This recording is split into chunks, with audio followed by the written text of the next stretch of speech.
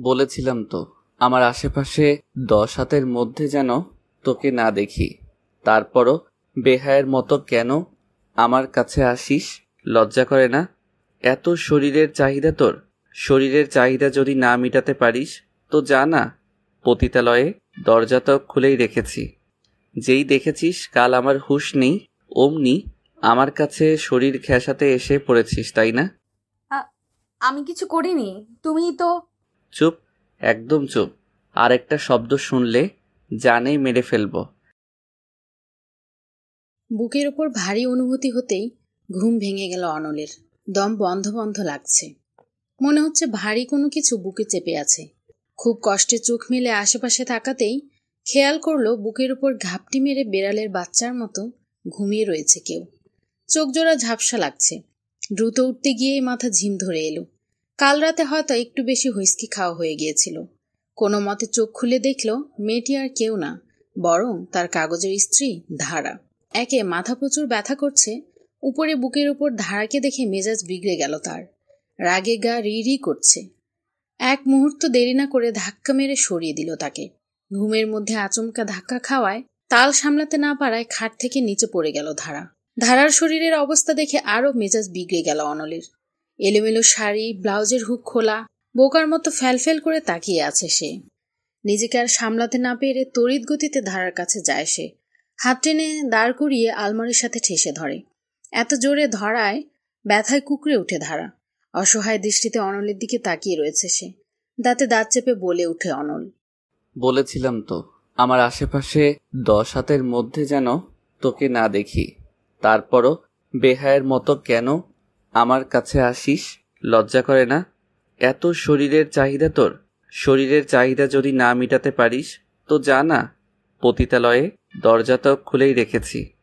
যেই দেখেছিস কাল আমার হুঁশ নেই, অমনি আমার কাছে শরীর ঘেঁষাতে এসে পড়েছিস, তাই না?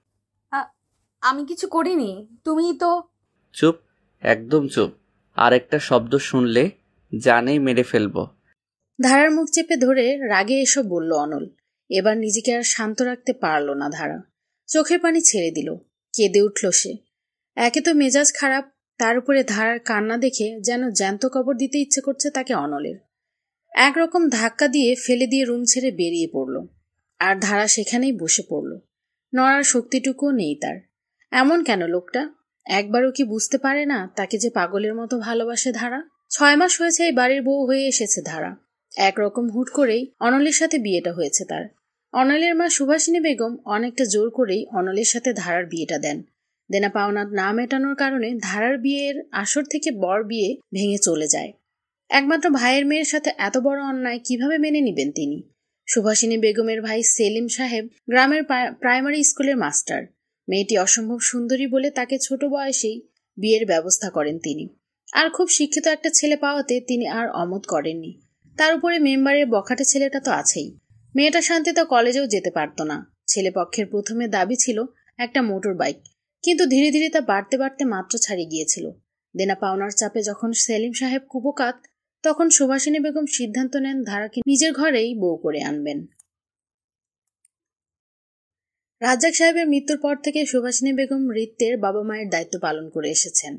তাই ছেলের বিয়ের মতো সিদ্ধান্ত তিনি একা একা নিয়ে ফেললেন। তিনি জানেন ধারার চেয়ে ভালো মেয়ে অনল খুঁজে পাবে না। আর কি ওই অবস্থায় অনলের সাথে ধারার বিয়েটা সেরে ফেলেন তিনি। অনলের সম্মতির একবারও পরোয়া করেন না তিনি।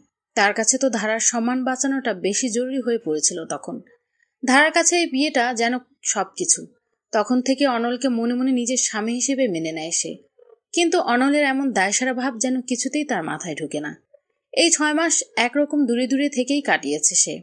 ধারা ভেবেছিল হয়তো মামাতো বোনকে স্ত্রী হিসেবে মেনে নিতে তার কষ্ট হচ্ছে, কিন্তু কাল রাতে তো নিজে থেকে কাছে রেখে নিয়েছিল। তাহলে সকালে কেন আবার এমন রূঢ় আচরণ করছে সে? আচ্ছা, তার কি ধারাকে একদমই পছন্দ নয়? সকাল 9টা, সুভাষিনী বেগম আর অনল মুখোমুখি বসে ডাইনিং টেবিলে। এখন আর সুভাষিনী বেগমের সাথে কথা বলে না অনল। মায়ের উপর চাপা ক্ষোভ তার থেকেই গেছে। একটা অজপাড়া গায়ের অল্প শিক্ষিত আনকালচার্ড খ্যাত মেয়েকে কি বুঝে নিজের গলায় ঝুলিয়ে দিলেন তিনি? হোক তার ভাইয়ের মেয়ে। অনলের মনে যে অন্য কারোর বাস, তা তো অজানা নয় তার। তাহলে কেন এই অন্যায়টা করলেন তিনি? চুপচাপ নিজের মতো খাচ্ছিল। ঠিক তখনই খোঁড়াতে খোঁড়াতে ডাইনিং টেবিলে এসে হাজির হয় ধারা। চোখ মুখ ভীষণ ফুলে রয়েছে, বোঝাই যাচ্ছে প্রচুর কেঁদেছে মেয়েটা। ধারার চোখ মুখ দেখেই সুভাষিনী বেগম আজ করতে পারছেন তার গুণধর পুত্র এই কাজ করেছেন। ধারা মা, এভাবে খুঁড়িয়ে হাঁটছিস কেন রে? খুঁড়িয়ে খুঁড়িয়ে হাঁটতে দেখে প্রশ্ন ছুড়ে দিলেন সুভাষিনী বেগম। আমতা আমতা করে পরক্ষণে উত্তর দেয় ধারা। বাথরুমে পড়ে গিয়েছিলাম ফুপু। দেখে চলবি তো নাকি? অনল, মেয়েটাকে একটু ডাক্তারের কাছে নিয়ে যাস তো। আমার মিটিং আছে মা। ঘরে বসে ড্রাইভার হিসেবে মানুষকে এখানে সেখানে নিয়ে যাওয়ার ঠেকা পড়েনি আমার। যদি তোমার ইচ্ছে হয় তুমি নিয়ে যেতে পারো, আসছি। বলেই অনল সেখান থেকে অফিসের জন্য বেরিয়ে পড়ল। পেশায় আর্কিটেক্ট সে, এসব ফালতু মেয়ের জন্য 1 মিনিটও সময় নেই তার। ধারা কিছুতেই বুঝে পায় না লোকটা তাকে এত ঘৃণা করে কেন। সে যে একদম অশিক্ষিত তাও তো নয়। এবার ইন্টার পরীক্ষা দিয়েছে সে। সেলিম সাহেব বিয়ের সিদ্ধান্ত না নিলে ভার্সিটিতে ভর্তি হয়ে যেত সে। এই 6 মাস শুধু অঙ্ক মিলিয়ে মিলিয়ে কাটিয়েছে সে। সুভাষিনী বেগম ছেলেকে বুঝাতে বুঝাতে ক্লান্ত। জন্ম, মৃত্যু এবং বিয়েতে কারোর জোর নেই। ধারার ভাগ্যে সে এবং তার ভাগ্যে ধারাই রয়েছে। কিন্তু অনলের জেদের কাছে তাকে হার মানতেই হচ্ছে।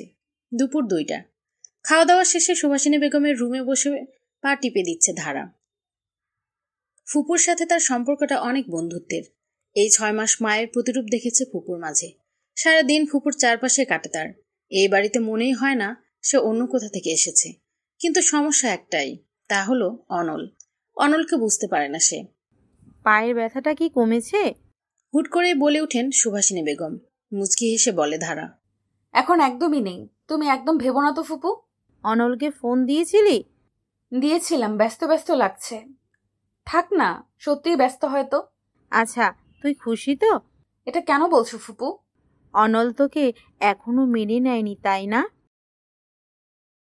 আমার কাছে একটা বুদ্ধি আছে, শোন। রাত 9টা। আজ বাড়ি ফিরতে ফিরতে দেরি হয়ে গেছে অনলের। উপর থেকে কাজের চাপে খাওয়া দাওয়া শিখে উঠেছে। এখন রুমে গিয়ে গা এলিয়ে দিতে পারলে যেন শান্তি। রুমে ঢুকতেই দেখলো পুরো রুম গোলাপে গোলাপে সাজানো। রুমের এই অবস্থা দেখে মেজাজ আর ঠিক রাখতে পারলো না অনল। জোরে জোরে ধারাকে ডাক দিলেও যখন কোনো সাড়া পেল না, তখন রুম থেকে বেরিয়ে যাবার সিদ্ধান্ত নেয় সে। হুট করে পেছন থেকে কেউ একজন জড়িয়ে ধরে তাকে। না ফিরেই বুঝতে পারে এই কাজ কার। হাতটা শক্ত করে ধরে টান দিয়ে সামনে আনে তাকে। ধারার পরনে তখন লাল একটা জর্জেটের শাড়ি। খুব সুন্দর করে সেজেছে মেয়েটি। চোখে গাঢ় করে কাজল, ঠোঁটে লাল লিপস্টিক। ঢেউ খোলানো চুলগুলো ছেড়ে দিয়েছে। প্রথমে দেখে অনলও চোখ ফিরাতে পারছিল না, কিন্তু পর মুহূর্তে যখন মনে পড়ল সামনে থাকা মেয়েটা ধারা, তখন রাগ যেন আর কাবু করতে পারল না। ধাক্কা দিয়ে বিছানায় ছুঁড়ে মারল তাকে। দাঁতে দাঁত চেপে বলল, আজ তোর শরীরের সব জ্বালা যদি আমি না মিটাই তবে আমার নাম অনল না। যে চোখে ভালোবাসাকে কল্পনা করেছিল সেই চোখ আজ হিংস্রতায় ঘেরা। বেলটা খুলে শক্ত করে হাত বেঁধে দিল ধারার। এক টানে শাড়িটা খুলে ফেলল ধারার। তারপর যা হলো তা যেন কল্পনার বাহিরে। সুন্দর চেহারার আড়ালের হিংস্রতা দেখে মেয়েটির বুক কেঁপে উঠল। অনল যেন নিজের মাঝে নেই। সব রাগ আর বিদ্বেষগুলো ধারার শরীরের উপর দিয়ে মেটাচ্ছিল। অনলের প্রতি ভালোবাসাগুলো যেন দুমড়ে মুচড়ে যাচ্ছিল, যেমন তার শরীরটা যাচ্ছিল। সেও তো অনলের ভালোবাসা পেতে চেয়েছিল, কিন্তু এখানে তো ভালোবাসা নেই, আছে শুধু জেদ, ঘৃণা আর কামনা। এটাকেই স্বামীর ভালোবাসা বলে? ফুপু বলেছিল, ধারামা, স্বামী স্ত্রীর সম্পর্কটা খুব পবিত্র। অনল তোকে এখন মেনে নিচ্ছে না ঠিকই, কিন্তু একটা সময় দেখবি ঠিক তোকে মেনে নিবে, তোকে ভালোবাসবে। তুই কিন্তু হাল ছাড়বি না। মাঝে মাঝে এটা 6 দিন হয়, 6 মাস হয়, আবার 6 বছরও হয়। ছেলেটার জেদটা বরাবরই একটু বেশি, তোকে মানতে চাইছে না। এটা অবশ্য তোর দোষ নয়। আসলে কি বলতো, সবার জীবনে কোথাও না কোথাও কিছু আঘাত থেকেই যায়। অনিলেরও ছিল। এই আঘাতগুলো মিটাতে সময় লাগে। তাড়াহুড়া করলে হিতে বিপরীত হয়। এখন অনল তোকে পছন্দ করে না, কিন্তু যখন তোকে ভালোবাসতে শুরু করবে দেখবি তোকে বাদে কাউকে চিনবেই না। আমার ছেলেটা এমনই রে, কি করব বল? তো আজ তোকে আমি আমার মনের মতো সাজাবো, দেখবি ও তোর থেকে চোখ সরাতেই পারবে না। সুভাষিনী বেগমের কথা মতোই সে কাজ করেছে। তাহলে এমনটা কেন হলো? চোখ থেকে নোনা জলগুলো গড়িয়ে পড়ছে। ক্ষতবিক্ষত শরীর নিয়ে বিছানা আঁকড়ে সেখানেই পড়ে রইল সে। শেষ রাতে অনল ক্লান্ত হয়ে পড়েছিল। বিছানার অপর পাশে তখন গা এলিয়ে দেয় সে। নিজের চোখে অনেকটাই নিচে নেমে গেছে সে। যতই রাগ হোক, রাগের বশে কোনো মেয়ের সাথে এমন আচরণ হয়তো তার দ্বারা শোভা পায় না।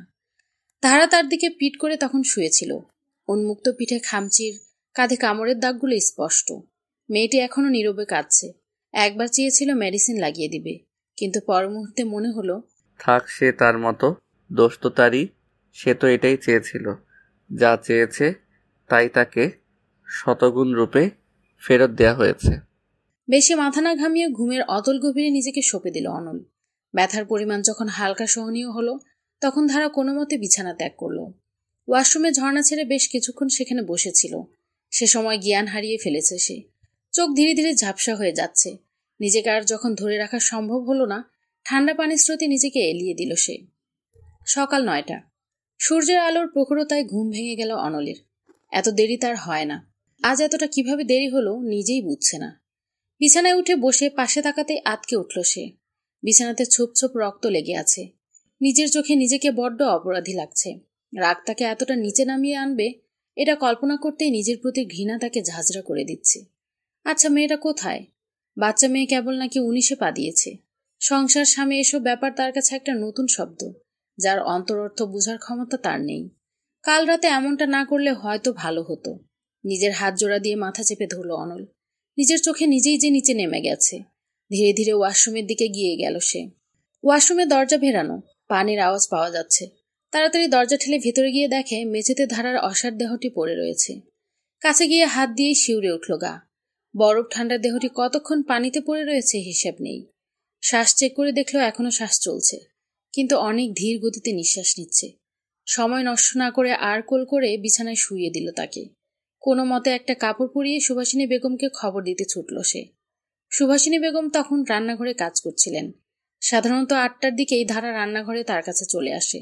আজ দেরি হওয়াতে মনে মনে খুশি হয়েছিলেন। কাল রাতে ছেলের বউ কেউই ঘর থেকে বের হয়নি।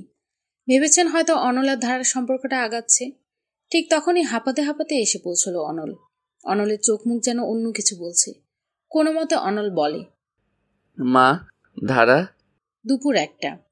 স্যালাইন লাগানো অবস্থায় গভীর ঘুমে নিমজ্জিত ধারা। ফ্যামিলি ডাক্তার এবং অনলের বান্ধবী অনন্যা মাহমুদ ধারার চেক আপ করছে। বডি টেম্পারেচার প্রচুর কমে গিয়েছিল। বেশ কিছু ইঞ্জেকশন দেবার পর তা ঠিক হয়েছে। তারপর ধুম জ্বর এসেছে। স্যালাইন লাগিয়ে রেখেছে।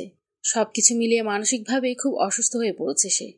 সুভাষিনী বেগম অনন্যাকে জিজ্ঞেস করলে অনন্যা বলে, আন্টি, একটি বাচ্চা মেয়ের সাথে যদি পশুর মতো আচরণ করা হয় তাহলে তো এমনই হবার কথা। ভাগ্য ভালো মেয়েটি বেঁচে আছে। যা অবস্থা ছিল, আমি প্রথমে ভেবেছিলাম হসপিটালাইজ করতে হবে। আন্টি, মেয়েটা খুব মেন্টাল ট্রমাতে আছে। যখন জ্ঞান ফিরে আমাকে দেখেও কেঁপে উঠেছিল। অনলর সামনে না যাওয়াটাই ভালো। আপনি সিনিয়র আছেন, আই থিঙ্ক আপনি ব্যাপারটা বুঝবেন। ভুলটা আমারই। ভুলেই গিয়েছিলাম ছেলেটা দিন দিন মানুষরূপী পশুতে পরিণত হচ্ছে। আন্টি, আবার পেশেন্ট আছে, আমি এখন যাব। রুম থেকে বের হতেই দেখে অনল মাথা নিচু করে দাঁড়িয়ে আছে। অনন্যা পাশ কাটিয়ে চলে যেতে নিলেই জিজ্ঞেস করে, ধারা কেমন আছে? বেঁচে আছে। কেন বলো তো? এভাবে কেন বলছিস? কিভাবে বলবো অনল? কড়া গলায় বলে উঠল অনন্যা। দাঁতে দাঁত চেপে বলতে লাগলো, একজনের শাস্তি অন্যজনকে দেওয়াটা বোধ হয় তোকে মানায় না অনল। মাহির শাস্তি এই মেয়েটাকে দেওয়াটা কি যৌতিক? মাহির শাস্তি কেন বলছি? মানুষের মন সেটা বদলাতেই পারে। হ্যাঁ, মাহি অন্যায় করেছে, কিন্তু সেটা রাগ এই মেয়েটার জীবনের বিনিময় মেটানো খুব পুরুষত্বের প্রমাণ ছিল বুঝি। তুই তো এমন ছিলি না অনল, তাহলে কেন? সত্যি বলে, মেয়েটার শরীরে যা পজিশন ছিল, একটু উঁচু নিচু হলে তোকে আমি জেলে দিতাম। মেয়েটাকে 6 মাস ধরে দেখে যাচ্ছি। তোকে বিভিন্নভাবে নিজের ভালোবাসার স্বরূপ দেখানোর প্রচেষ্টা ছিল সে। তুই কিভাবে তার ভালোবাসাটাকে এভাবে পায়ে পিষিয়ে দিলে অনল? ছি! মাথা নিচু করে এখনো দাঁড়িয়ে আছে অনল। কথাগুলো তিক্ত হলেও সত্য। মেয়েটি বিভিন্নভাবে নিজের ভালোবাসা তার সামনে প্রকাশ করে এসেছে এই 6 মাস। সেটা রাত জেগে তার বাসায় আসার অপেক্ষা হোক, কিংবা সকালে ঘুম ভাঙার আগে চা নিয়ে হাজির হওয়া হোক, প্রতিদিন তার জিনিসপত্রগুলো গুছিয়ে রাখা হোক, কিংবা তার পছন্দের খাবার রান্না করার চেষ্টায় নিজের হাত পুরানো হোক, সবকিছু ঠিক থাকলেও মেয়েটার প্রতি ভালোবাসা তো দূরে থাক, ভালো লাগাটুকুও জন্মায়নি অনলের মনে। 2.5 বছর আগের ঘা যে এখনো শুকায়নি তার। অনন্যা বেশ কিছু কথা শুনিয়ে হাঁটা দিল তার গন্তব্যে। অনলের মন চাচ্ছে একবার ধারার মুখটা দেখতে, কিন্তু সুভাষিনী বেগম ঠায় বসা তার কাছে। সব চিন্তা বাদ দিয়ে রুমেও প্রবেশ করল সে। সুভাষিনী বেগম ধারার মাথার কাছে বসে রইল। মেয়েটার মুখটা শুকিয়ে গেছে, উজ্জ্বল মুখটা মলিনতায় ঘিরে আছে। মায়াবী মুখটা মূর্ছা গেছে এক রাতেই। অনল যখন ধারার কাছে আগাতে চায়, তখন সুভাষিনী বেগম কড়া গলায় বলে ওঠেন, মেয়েটাকে আধমরা বানিয়ে শান্তি হচ্ছে না, নাকি পুরোপুরি শেষ করবার আশায় আছিস? মা, তুমিও আমাকে দোষীর ঘরে দাঁড় করাবে? না, দোষী তো আমি। কাল আমি যদি এই বুদ্ধি না দিতাম, তবে ও কোনো দিন তোর ধারে কাছে ঘেঁষতো না। প্রথমে ওকে আমার কাছে রাখার লোভে তোর সাথে বিয়ে দিয়েছিলাম। ভেবেছি মেয়েটা সুখী হবে, সাথে তোমাকেও সুখী রাখবে, তোমার জীবনের ফাঁকা জায়গাগুলো ভরাট করবে। কিন্তু 6 মাস ধরে শুধু বঞ্চনা পেয়েছে। স্বামী হিসেবে কি দিয়েছিস ওকে? একটা বার ওকে কি সুযোগ দিয়েছ? না, দাওনি অনল। 2.5 বছর আগের ঘটনা তোকে বদলে দিয়েছে জানতাম, তাই বলে এতটা? যাকে, আমি তোমার দোষ গুণ বিচার করব না। আমি আমার মেয়েটার ভালোটাই দেখব। আমি একটা সিদ্ধান্ত নিয়েছি। হতে পারে সেটা ধারার মনের জন্য মারাত্মক কঠোর সিদ্ধান্ত, তবে আমি ধারাকে আর তোমার কাছে রাখবো না। ও আমার রুমে আমার সাথে থাকবে, আমার মেয়ে হিসেবে। তুমি তো ডিভোর্স চাচ্ছ, বেশ, তাই হবে। আমি তোমাদের ডিভোর্সের জন্য অ্যাপ্লিকেশন দেব, কিন্তু ওকে গ্রামে পাঠাবো না। এখানে আমার কাছে থেকে পড়াশুনো করবে। সেলিমের কাছে গেলে গ্রামের নানান মানুষ নানা কথা বলবে। আমি সেটা চাই না। এতে অন্তত তোমার আপত্তি থাকবে না? বলো, কি হলো? মুখে কি তালা দিয়েছো? যদি আমার বউ হিসেবেই রাখতে চাও তাকে, তবে ডিভোর্সের কি দরকার আছে? আমি না হয় অফিস থেকে বলে দেশের বাহিরে যাবার চেষ্টাটা আবার শুরু করি। না, ডিভোর্স তো করাবই আমি। তোমার তো মুক্তি চাই, আমি মুক্তি দিব তোমায়। আর আমার মেয়েটাকে পুনরায় তার জীবন গড়ার সুযোগ দিতে হবে। সেটা তো আমি তার কাছ থেকে কেড়ে নিতে পারি না। তুমি যা ভালো বোঝো। এক মুহূর্ত দেরি না করে রুম থেকে বেরিয়ে গেল অনল। কেন জানি কষ্ট হচ্ছে, কিন্তু এটা হবার কথা ছিল না। ধারাকে তো তার মোটেই ভালো লাগে না, তাহলে কেন বুকের বাপাশে চিনচিন ব্যথা তাকে ঘিরে ধরছে? মায়ের সিদ্ধান্তের সাথে সে একমত, তবে কেন ধারা চলে যাবার কথা ভাবতেই কেন দম বন্ধ লাগছে? তবে কি ধারার প্রতি করা অন্যায়ের অনুতাপ অনলের মনে তার জন্য মায়ার সৃষ্টি করছে? অনলের সবকিছু অসহ্য লাগছে। আচ্ছা, মরে গেলে হয়তো এসবের থেকে মুক্তি পাওয়াটা সোজা হতো, কিন্তু সেটাও পারছে না। আত্মহত্যা তো সলিউশন না। আরেকটা অবশ্য সলিউশন আছে, তা হলো নেশায় ডুবে থেকে বর্তমান আর অতীতের যন্ত্রণাকে ভুলে থাকা। অনল সেটাই করলো। বাড়ি থেকে বেরিয়ে ক্লাবে চলে গেল। সে রাতে আর বাড়ি ফিরল না। 15 দিন পর বিকেল 5টা। আকাশে মেঘ করেছে। বাদলের ঘন ঘটায় জানান দিচ্ছে খুব বৃষ্টি নামবে। ছাদের কিনারায় আঁচল ছেড়ে দাঁড়িয়ে আছে ধারা। আঁচলটা মাটিতে গড়াচ্ছে। শরীরটা সুস্থ হয়েছে বেশ কদিন হলো। অনলের দেখা এই 15 দিন মিলল না। মিলবে কিভাবে? অনল তার সামনেই আসে না। সে পুকুর কাছে থাকে। এত হেই হবার পর মনটা বারবার ইচ্ছে করে বেহায়ার মতো ছুটে তার কাছে চলে যাই, কিন্তু ফের মনে হয় খামোখা তাকে বিরক্ত করা। ফুপু ফরমান জারি করেছেন অনলের ধারের কাছে যাতে তাকে না দেখা যায়। তাদের ডিভোর্সের অ্যাপ্লাই করা যাচ্ছে না। ধারার বয়স অত্যন্ত কম, কেবল 19। আর বিয়েতে 6 মাস কেবল হওয়ার জন্য ডিভোর্সের অ্যাপ্লিকেশন করলেও পুনরায় কিছুদিন সাথে থাকার ফরমান জারি করে। তাই সুভাষিনী বেগম বলেছেন, ধারার বয়স 22 বছর হলে পুনরায় উনি এই ডিভোর্সের চেষ্টা করবে। কথাটা শোনার পর থেকে ধারার মনটা ভালো নেই। বারবার কান্না পায়, কিন্তু ফুপুর সামনে কাঁদতেও পারে না। রাতে অবশ্য 1-2 বার অনলের ঘরের সামনে ঘোরাফেরা করে, তারপর আবার ফিরে আসে দরজা বন্ধ দেখে। এসব ভেবে খোলা আকাশের দিকে একচিত্তে তাকিয়ে রয়েছিল সে। বারবার মনে প্রশ্নরা উকিঝুঁকি দেয়। অনল কেন তাকে ভালোবাসে না?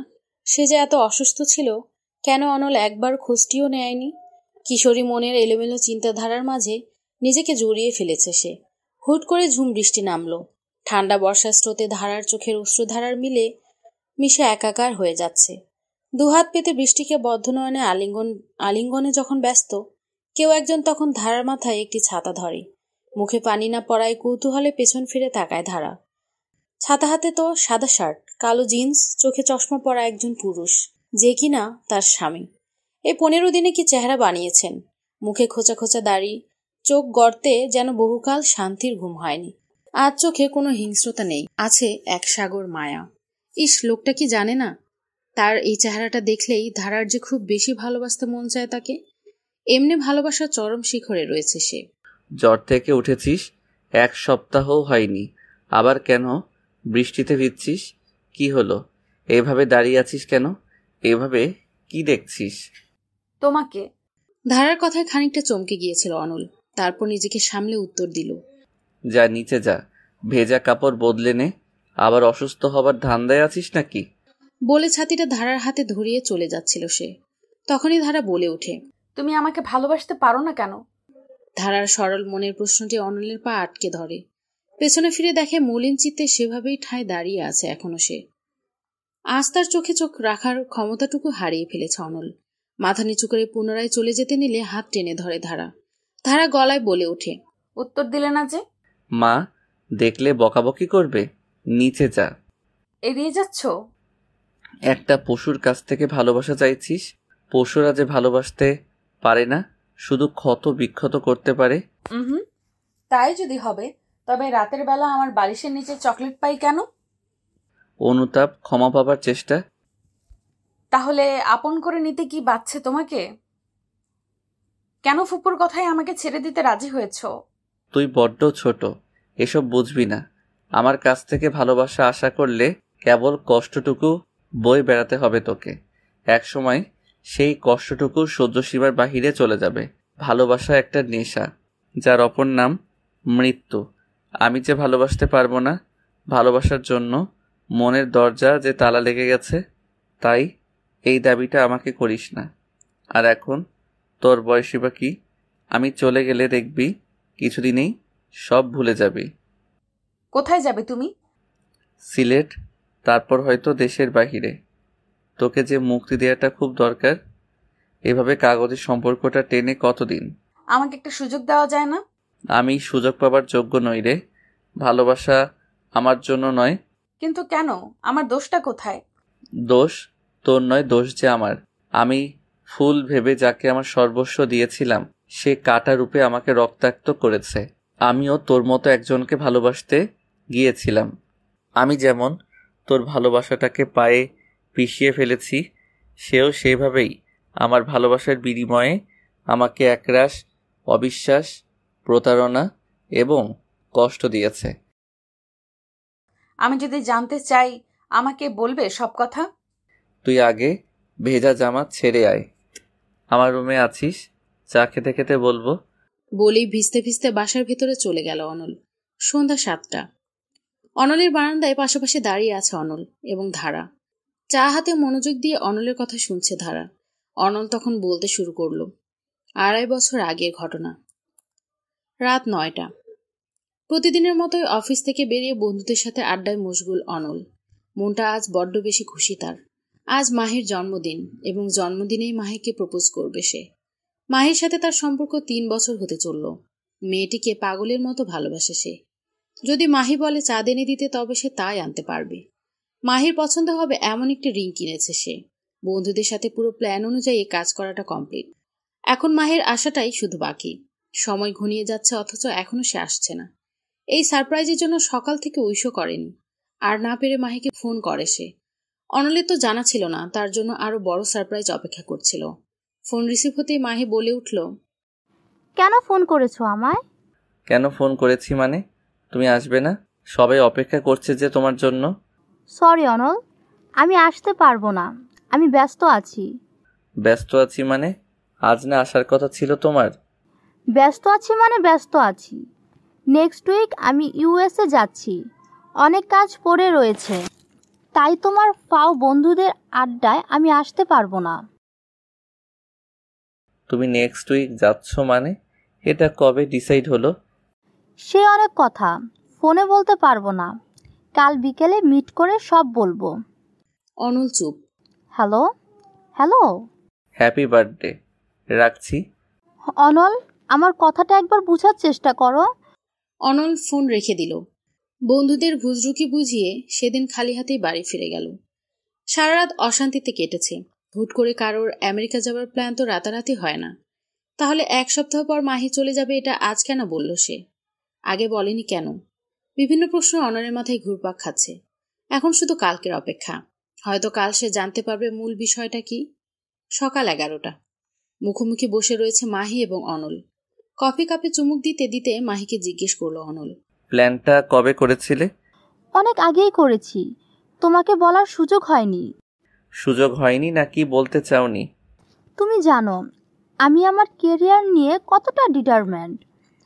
তুমি কিভাবে রিয়েক্ট করবে আমার জানা ছিল না, তাই বলিনি। আমি কি কখনো তোমাকে কোনো কিছুতে বাধা দিয়েছি? দেইনি তো, আজও দিব না। কবে ফিরার কথা ভাবছো? আমি শিওর না, হয়তো নাও ফিরতে পারি। ওইখানে যদি জব পেয়ে সেটেল হয়ে যাই, নাও ফিরতে পারি। বুঝলাম। আফটার অল তোমার ভবিষ্যতের ব্যাপার। তা আমাদের সম্পর্কের ভবিষ্যতের কি হবে? দেখো, লং ডিস্টেন্স রিলেশনশিপ তো এখন খুব কমন। আমরা না হয় সেটাই মেনটেন করব। কতদিন, কত মাস, কত বছর? দেখো অনল, সব দেখছি, বলো। এখন আমার কেরিয়ার আমার কাছে সব থেকে ইম্পর্টেন্ট। ঠিকই তো, একটা 3 বছরের সম্পর্কের জন্য তুমি কি তোমার জীবনের এত বড় সুযোগ হারাবে নাকি? সমস্যা নাই, আমি অপেক্ষায় থাকব। যদি আমার কাছে ফেরার ইচ্ছে তোমার হয়, আমার মনের দরজা সবসময় খোলা থাকবে। অনল, আজ উঠছি। বলেই সেখান থেকে বেরিয়ে যায় অনল। 1 সপ্তাহের মধ্যে মাহি আমেরিকা চলে যায়। নিজেকে ভালো রাখার ব্যর্থ চেষ্টা চালাতে থাকে অনল। ধীরে ধীরে সবকিছু থেকে নিজেকে সরিয়ে ফেলে।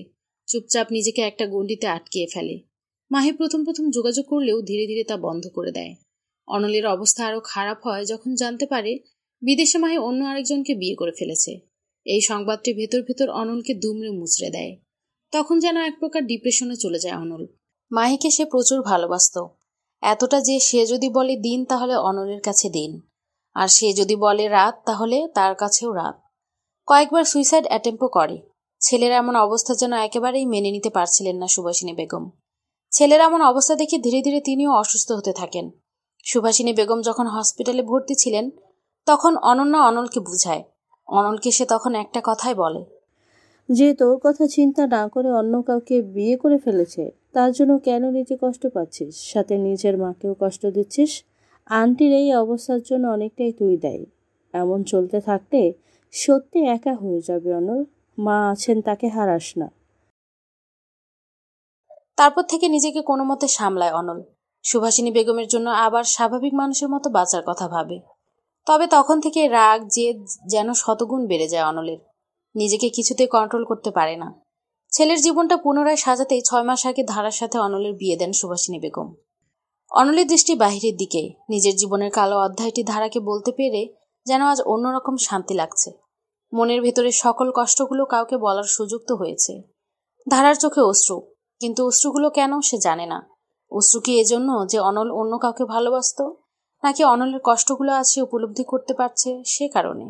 বাহিরের দিকে তাকিয়েই অনল বলল, তুই আমাকে জিজ্ঞেস করেছিলি না কেন তোকে ভালোবাসতে পারি না? আমার যে কারোর প্রতি ভালোবাসাটা আসে না, আমি জানি না আর কাউকে কোনোদিন ভালোবাসতে পারবো নাকি। জানিস, এমন এক বৃষ্টির রাতেও আমাকে দেখতে চেয়েছিল বলে বৃষ্টি মাথায় নিয়ে ওর বাড়ির নিচে গিয়ে দাঁড়িয়েছিলাম। পরে অনেক জ্বর এসেছিল। উনি জানেন তোমার বিয়ে হয়ে গেছে? জানে না হয়তো। এখনো ভালোবাসো তাকে? না, একটা সময় ঘৃণা করতাম ওকে, এখন ঘৃণাটাও আসে না। তবে ভালোবাসা নামক জিনিসটার প্রতি বিতৃষ্ণা এসে পড়েছে, জ্বালিয়ে পুড়িয়ে সব ছারখার করে দেয়। তাই বলছি, ভালোবাসতে যাস না, আমার মতো তোকেও পুড়িয়ে দিবে। অনলের কথায় মুচকি হেসে ধারা মনে মনে বলল, বড্ড দেরি করে ফেললে তুমি। আমি যে ইতিমধ্যে তোমায় ভালোবাসার আগুনে জ্বলছি, পুড়ছি, জানি সেটার পরিণতি কি। সুভাষিনী বেগমের ডাকে ধারা বাস্তবে আসে। অনলকে কিছু না বলেই রুম থেকে বেরিয়ে যায় সে। অপরদিকে সুভাষিনী বেগম ধারাকে অনলের রুম থেকে বের হতে দেখে বেশ অবাক হন। ভেবেছিলেন সে রাতের পর থেকে মেয়েটা অনলকে ভয় পাবে, তার ধারে কাছে যাবে না। কিন্তু ধারার আচরণের স্বাভাবিকতা দেখে তিনিও অবাক। সেদিন আর ধারাকে কিছুই জিজ্ঞেস করলেন না তিনি। সকাল 9টা। ডাইনিং টেবিলে অনল নাস্তা করতে আসলে সুভাষিনী বেগম তাকে ধীর এবং শান্ত কণ্ঠে বলেন, তুমি কি বাইরে যাবার সিদ্ধান্ত পাকাপোক্তভাবে নিয়ে নিয়েছো? কাজ চলছে। আমি চেষ্টা করছি এই সপ্তাহের ভেতর আমাকে জার্মানি পাঠানো হবে। যত তাড়াতাড়ি হবে ততই ভালো। ধারা তোমার প্রতি এমনিতেই দুর্বল হয়ে পড়েছে। আমি চাই না আরো দুর্বল হোক। ছোট বয়স, কিছুদিন পর এমনি তোমাকে ভুলে যাবে। বুঝেছি। বলে অনল সেখান থেকে চলে যায়। সুভাষিনী বেগম যা বলেছে তা যে সম্পূর্ণ সঠিক তা খুব ভালো করেই জানে সে। তবুও মেয়েটাকে এভাবে ছেড়ে যেতে মন চাইছে না। কোথাও যেন ফাঁকা ফাঁকা লাগছে। অনল এবং সুভাষিনী বেগমের কথোপকথন আড়াল থেকে সবটুকুই শুনে ধারা। সুভাষিনী বেগমের মুখের উপর কথা বলার সাহস নেই তার। তাই চুপচাপ নিজ ভাগ্যের নির্মম পরিহাসটুকে মেনে নেয় সে। দিন 7 পর অনল জার্মানি চলে যায়।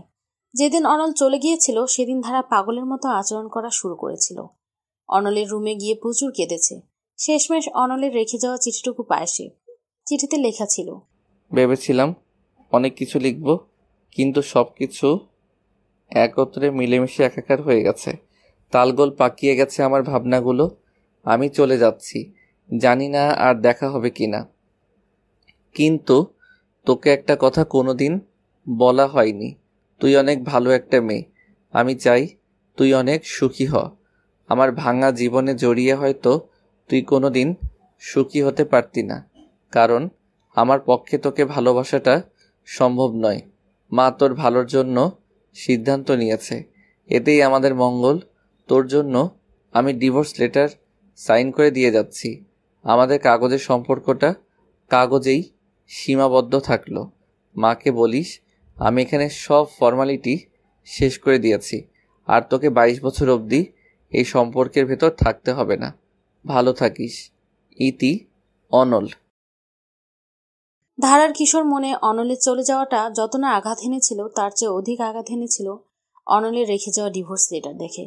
ভেবেছিল অনল হয়তো তার কাছে কোনো না কোনো দিন ফিরবে, কিন্তু সে আশাটুকুও এখন নেই। সেদিন ধারা কিশোরী মনটা একেবারেই বড় হয়ে গিয়েছিল এক ধাক্কায়। 5 বছর পর এয়ারপোর্টে নেমেই হাসপাতালের দিকে রওনা দিল অনল। আজ 5 বছর পর সে জার্মানি থেকে ফিরেছে। অবশ্য অনেক আগেই ফিরে আসতো, তবে বিভিন্ন কারণে সেটা হয়ে ওঠেনি। আজ যেমন 5 বছর পর নিজের মাকে দেখবে, ঠিক তেমনই 5 বছর পর ধারাকেও দেখবে। আচ্ছা, পুচকে মেয়েটা কি বড় হয়ে গেছে? এখনো আগের মতো ছেলে মানুষই করে, নাকি বদলে গেছে? এসব নানা চিন্তা মাথায় নিয়ে হাসপাতালে পৌঁছায় অনল। কেবিনের বাইরে মামা দাঁড়িয়ে আছেন। গিয়ে সেলিম সাহেবকে সালাম দিয়ে বলে, মামা, মা কেমন আছে? এখন আলহামদুলিল্লাহ ভালোই আছে বাবা। তুমি কি এয়ারপোর্ট থেকে আসলা? জি মামা। মাকে এখন দেখা যাবে? যাও দেখে আসো। কেবিনের ভেতর সুভাষিনী বেগম শায়িত ছিলেন। ছেলের মুখ 5 বছর পর দেখে খুশিতে উঠে বসার চেষ্টা করেন তিনি। অনলের চোখ চিকচিক করছে। শান্তভাবে মায়ের পাশে বসে সে। 5 বছর পর মা ছেলের মিলনের সাক্ষী দিচ্ছে তাদের অশ্রুগুলো। এভাবে কাঁদলে যা একটু ভালো হয়েছিল আবার অসুস্থ হয়ে যাবে কিন্তু। পেছন থেকে নারী কণ্ঠটি শুনে অনলের ভেতরে এক অন্যরকম শিহরণ বয়ে যায়। অবাক নয়নে পেছনে ফিরতে দেখল তার সামনে কালো শাড়ি পরিহিতা এক নারী, যার ঢেউ খোলানো মাজা অবধি চুলগুলো বেনুনি করে কাঁধের এক পাশে ফেলে রেখেছে। হরিণ টানা চোখগুলো চশমার আড়ালে তার। গোলাপের পাপড়ির ন্যায় পাতলা ঠোঁটগুলি যে কোনো পুরুষকেই আকর্ষণ করবে। সামনে দাঁড়ানো নারীটি সেই নারী যার কিশোরী মনটাকে একদিন নিজ হাতেই গলা টিপে মেরে ফেলেছিল অনল। যে 19 বছরের কিশোরীর চোখে তার জন্য এক সাগর ভালোবাসা দেখতে পেত, আজ সে নারীর চোখে এক অন্যরকম আকর্ষণ রয়েছে, যা অনলকে তুলিয়ে দিতে সক্ষম। তার সামনে 19 বছরের ধারা নয়, প্রাপ্তবয়স্ক একজন নারী দাঁড়িয়ে আছে, যার মাঝে এক অজানা রহস্য রয়েছে, এক অজানা গভীরতা। অনলের চোখের পলক পড়ছে না। এক দৃষ্টিতে ধারার দিকে তাকিয়ে আছে সে। ধারাকে দেখে সুভাষিনী বেগম গদগদ গলায় বলে ওঠেন, দেখেছিস, বলেছিলাম না আমার ছেলে ঠিক চলে আসবে? তুই তো বিশ্বাস করিসনি। বুঝলাম।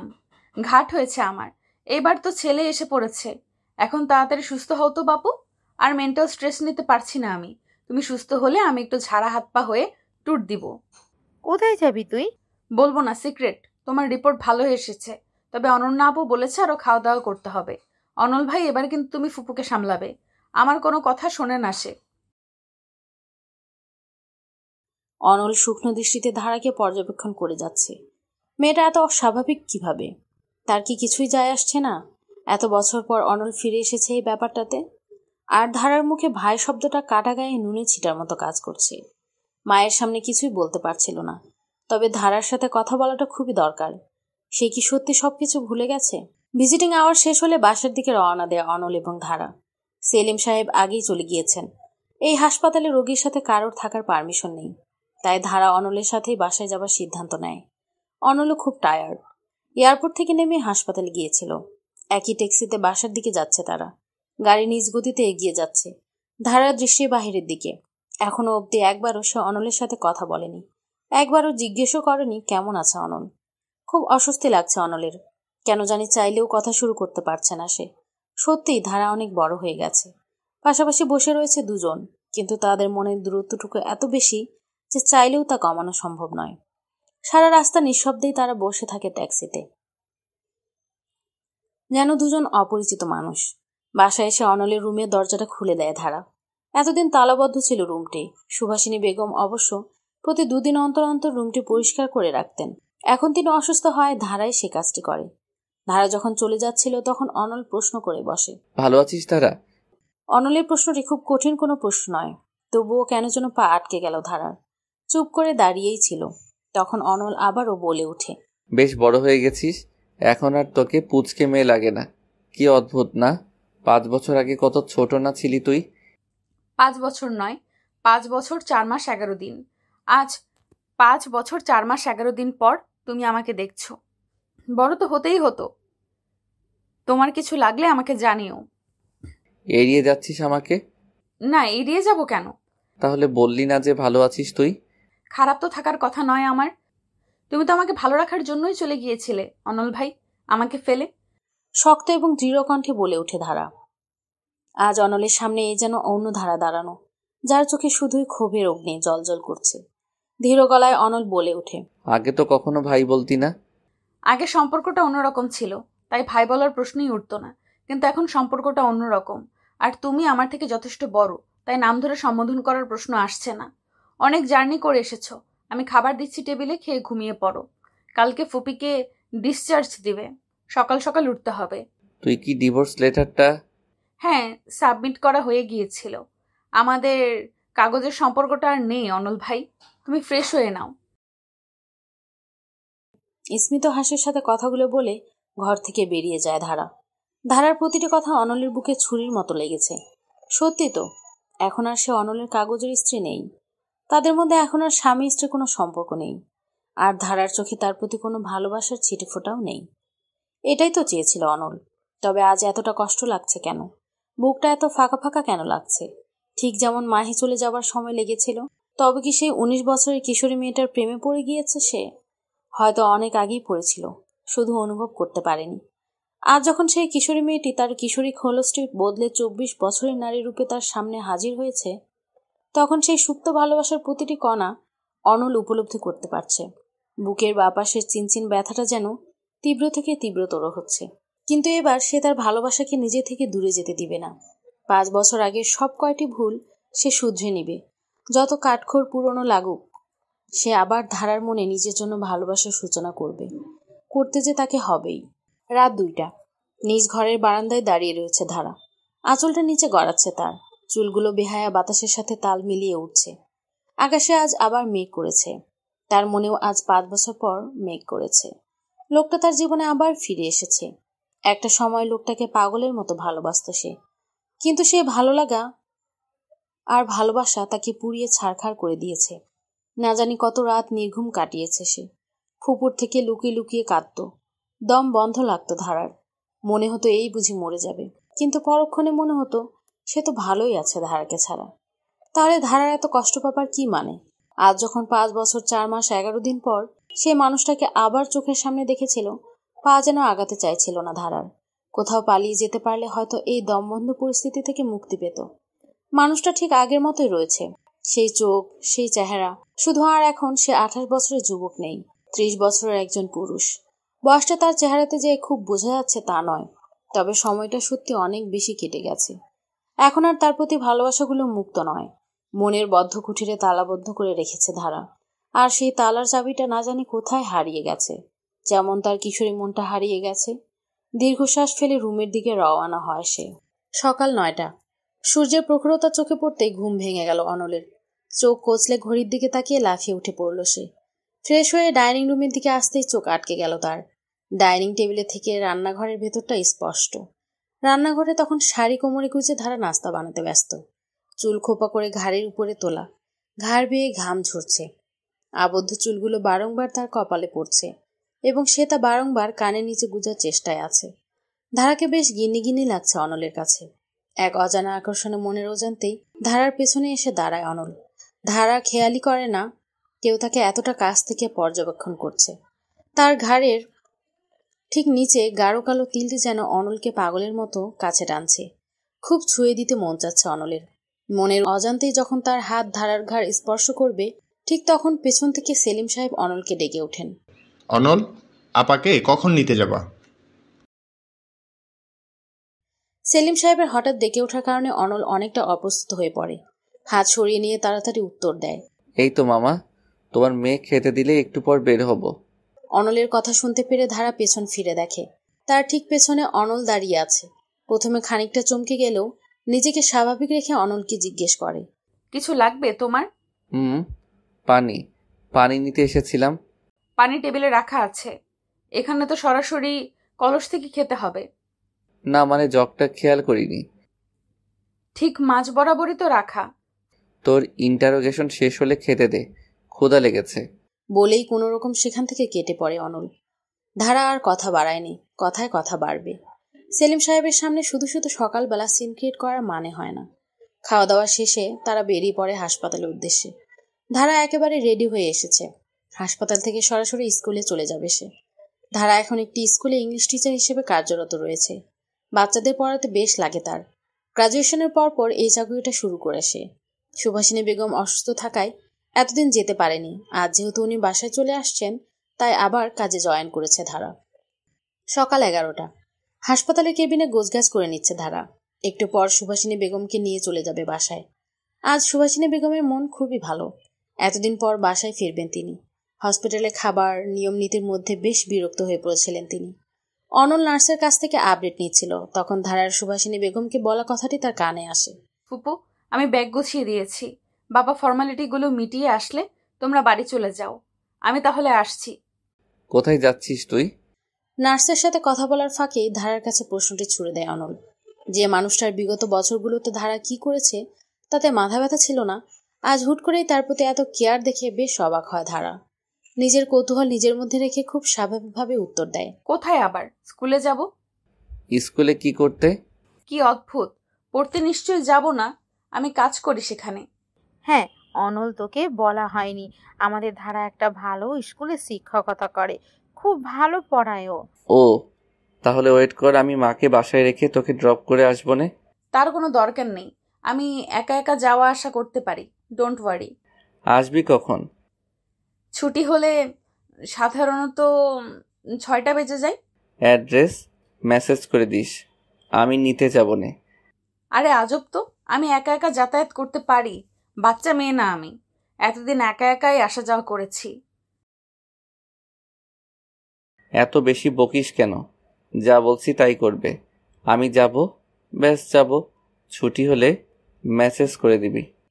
রাগে কটমট করতে করতে কথাগুলো অনল বলল। আসার পর থেকে সবকিছুতে মেয়েটা এত বাড়াবাড়ি করছে যা তার ভালো লাগছে না। এক রত্তি মেয়ের এত তেজ দেখে খুব রাগ লাগছে অনলের। এদিকে অনলের ওভার কেয়ারিং নেচার যেন মাথার উপর দিয়ে যাচ্ছে ধারার। বিয়ের পর থেকে অনলের একরকম গা ছাড়া স্বভাব ছিল ধারার প্রতি, কিন্তু হুট করে ধারার প্রতি কেয়ারগুলো যেন একেবারেই নিতে পারছে না। ফুপুর সামনে কথা না বাড়ানো শ্রেয় মনে হয়েছে তার। বলেই গটগট করে বেরিয়ে গেল সে সেখান থেকে। ধারা যাওয়ার পর সুভাষিনী বেগম অনলের হাত টেনে ধরে, বসার ইশারা করে তার পাশে।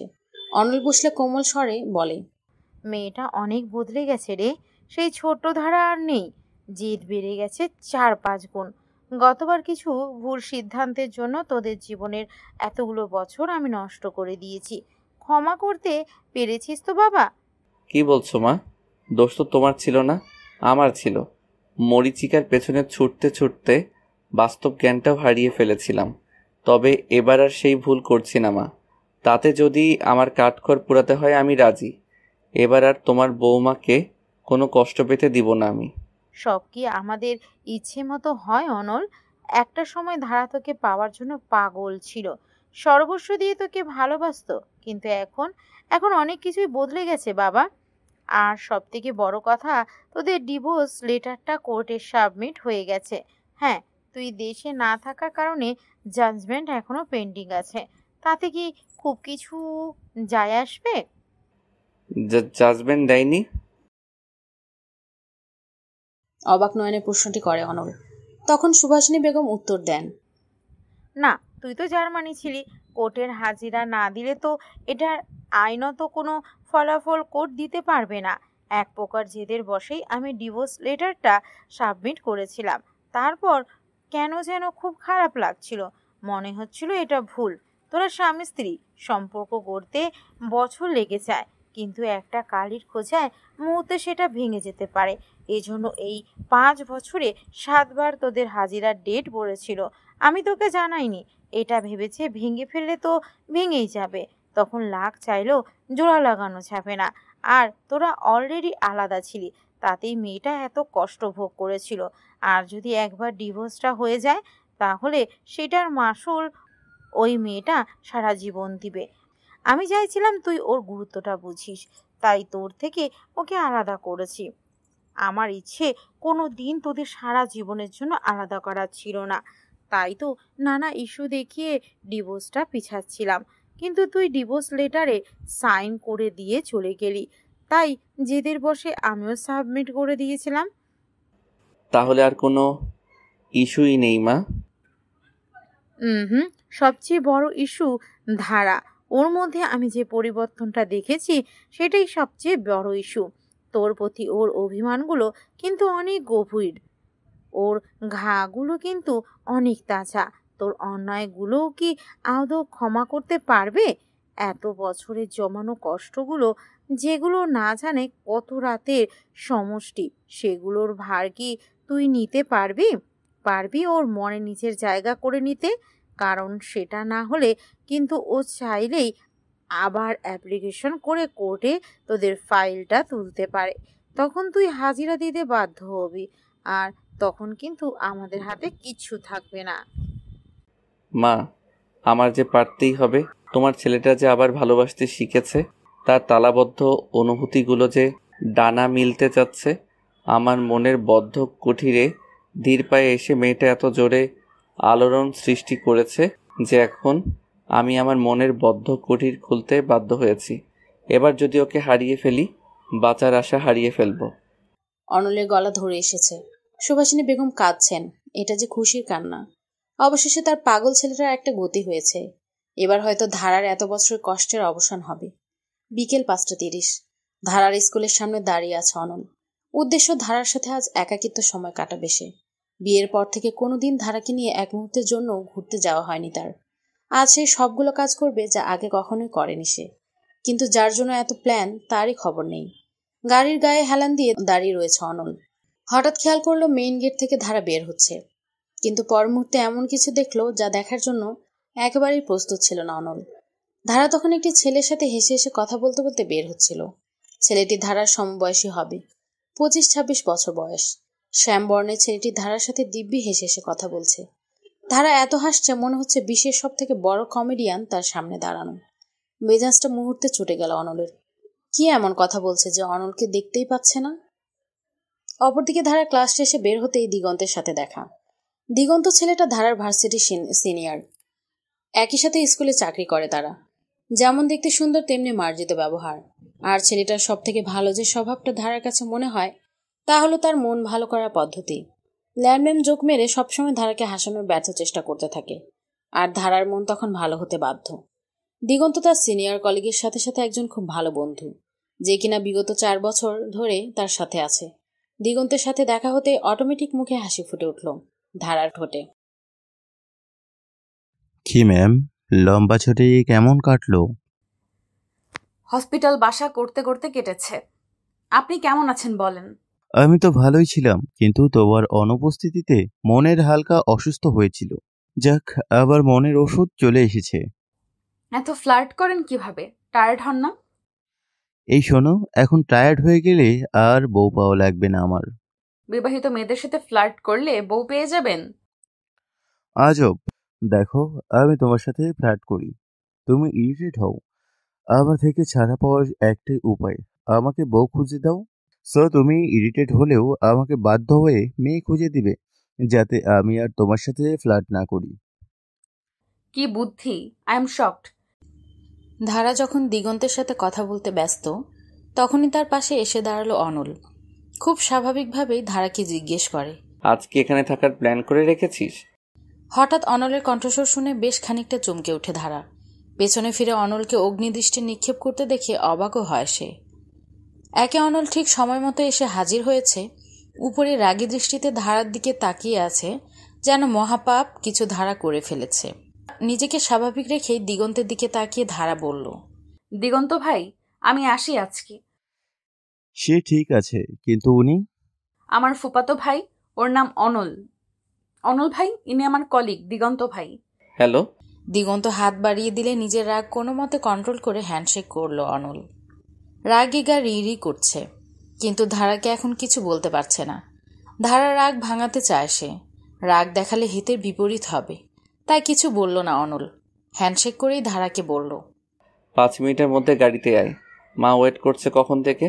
আচ্ছা চলো আসি দিগন্ত ভাই। দিগন্তের কাছ থেকে বিদায় নিয়ে গাড়িতে উঠল ধারা। গাড়িতে উঠতে না উঠতে অনল দাঁতে দাঁত চেপে বলল, আমি তোর কোন জন্মের ভাই লাগি রে? মানে আবার কি? কালকে থেকে দেখছি ভাই ভাই করে মাথা খারাপ করে দিচ্ছিস, আরেকবার যদি ভাই বলিস তো দেখিস।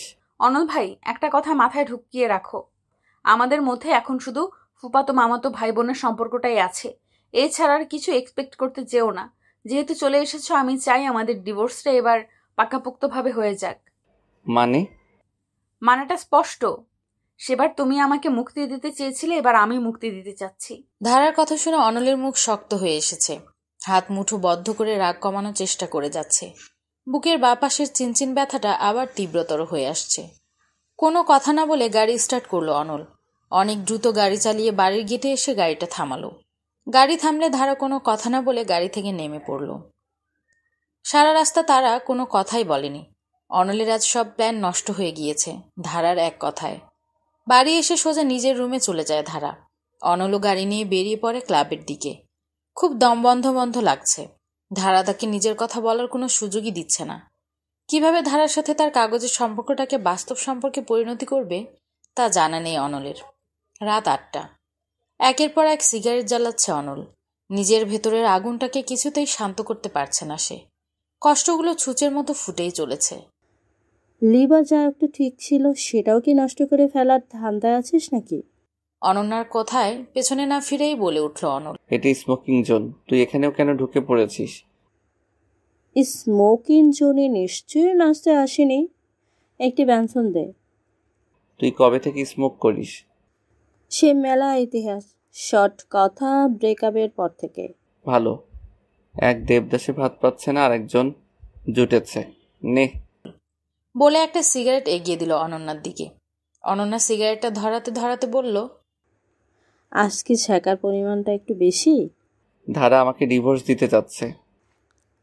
তো এটাই তো তুই চেয়েছিলি না? ইভেন তুই নিজে পেপারে সাইন করে গিয়েছিস, এখন আবার মন চেঞ্জ? ভাই, ভুল করেছিলাম না অন্যায় করেছিলাম, বাট আমার ওকে ছাড়া চলবে না দোস্ত। আমি পারবো না ওকে ছাড়া আবার থাকতে। অনেক থেকে দেখেছি, আর না। Wow, hats off. তুই যখন চেয়েছিস ওকে ছেড়ে চলে গেলি, এখন তুই চাচ্ছিস একসাথে থাকতে। সো ধারার থাকতে হবে। এটা কি ফাইজলামি? Are you kidding me? তো কি করব? আমি জানি অন্যায় করেছিলাম, কিন্তু এবার সেটাকে শুধরাতে চাইছি। ওকে সেসব খুশি দিতে চাই যা ও ডিজার্ভ করে। একটা সুযোগ কি আমার প্রাপ্য নয়? একটা লাস্ট সুযোগ। সেটা ধারা ভালো বলতে পারবে। ও কি বলবে? এখন ওর কাছে তো চয়েস আছে। হ্যাঁ। আরে একটা চ্যাংড়া ছেলে, ওর কলিগ, মেবি ওকে লাইক করে, ডোন্ট নো। খুব ক্লোজ ওরা। আমাকে ছেলেটার সামনে ভাই হিসেবে পরিচয় দিয়েছে। Can you imagine? তুই কি অ্যাকসেপ্ট করিস যে ও তোর মতো বুড়েকে হাজব্যান্ড হিসাবে পরিচয় দেবে? শালা, তোরে আঙ্কেল বলে নেই, তোর ভাগ্য ভালো। কলব দিয়ে পাকা চুল ঢেকে রাখছিস আবার কথা। তুই কি আমার বন্ধু? আমার মাঝে মাঝে প্রশ্ন ওঠে মনে। হাসবি না। আমি বুইড়া হলে তুইও বুড়ি। তাও তো আমার বিয়ে হয়েছে। তুই আইবুড়োই থেকে যাবি। এই বিয়ে শাদী যে আমার জন্য না, এটা আমার খুব ভালো করে জানা আছে। কে বিয়ে করবে বলো এমন স্মোকার বিনা চালচলন মেয়েকে? সরি রে। আচ্ছা, রবিনের সাথে তো তোর বিয়ে ঠিকঠাক ছিল, তাহলে কি হলো? শোন, আমার মতো বেলাল্লা মেয়েগুলোর গার্লফ্রেন্ড ট্যাগ পাওয়ার ক্যাপাবিলিটি রাখে। স্ত্রী ট্যাগটা আমাদের জন্য না। আমার ফ্যামিলি স্ট্যাটাস তো তোর জানা।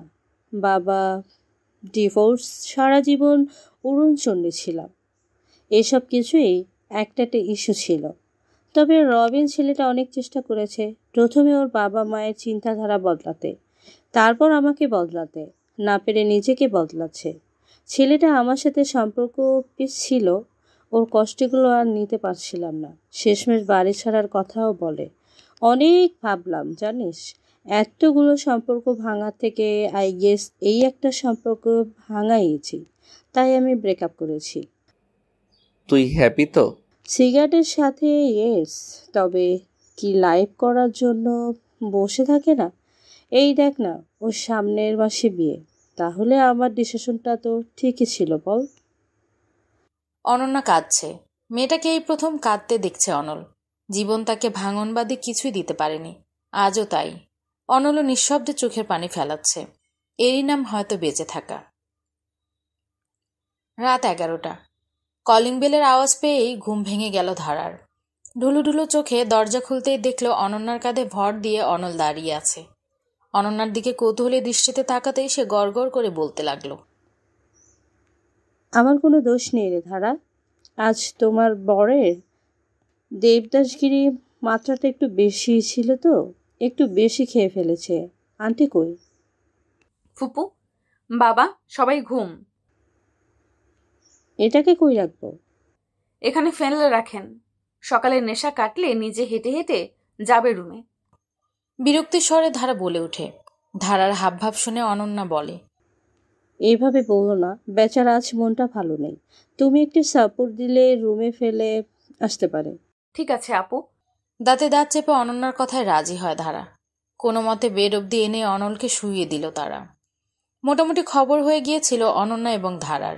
একটা 6 ফুটের সুঠামদেহী পুরুষ বলে কথা। অনন্যা আর দেরি না করে বাড়ির দিকে রওনা দিল। অনন্যা যাবার পর কি মনে করে আবার অনলের রুমে আসলো ধারা। এসেই দেখে সে চুপচাপ বসে রয়েছে। অনলকে বসে থাকতে দেখে খানিকটা চটে গিয়ে ধারা বলে, যদি বসেই থাকেন তবে অহেতুক ঢং করার কি প্রয়োজন? অনল চুপ। কি হলো, উত্তর দিচ্ছেন না যে? একটা শেষ সুযোগ কি আমার প্রাপ্য নয় ধারা? অনলের নির্বিকার প্রশ্ন শুনে ধারা খানিকটা থমকে যায়। অনল তার দিকে তাকিয়ে রয়েছে। অনলের চোখ চিকচিক করছে।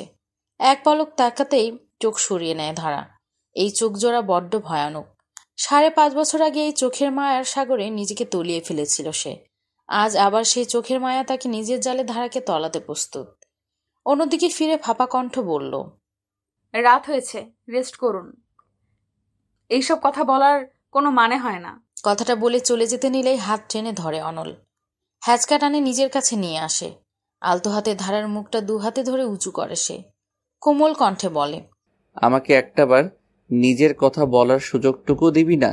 ফাঁসির আসামিকেও নিজের কথা বলার সুযোগ দেয়া হয়। কাল থেকে তোর সাথে কথা বলার চেষ্টা করছি, তুই একটা সুযোগও দিচ্ছিস না। কি বলবে তুমি? কি বলার আছে? 5 বছর আগে আমাকে সুযোগ দিয়েছিলে তুমি। আমিও তো একটা সুযোগ চেয়েছিলাম, দিয়েছিলে? কাপা কাপা স্বরে ধারা বলে ওঠে। নোনা জলের রাশি চোখ থেকে গড়িয়ে পড়ছে। আজ ধারার কণ্ঠে অভিমানের ছাপ। অভিমানের পাহাড়, যা বিগত 5 বছর ধরে জমে আছে। অনলের শার্টের কলার ধরে বলতে লাগলো, কি হলো, চুপ করে আছো যে? খুব তো বলেছিলে কথা বলবে। বলো, কেন চলে গিয়েছিলে?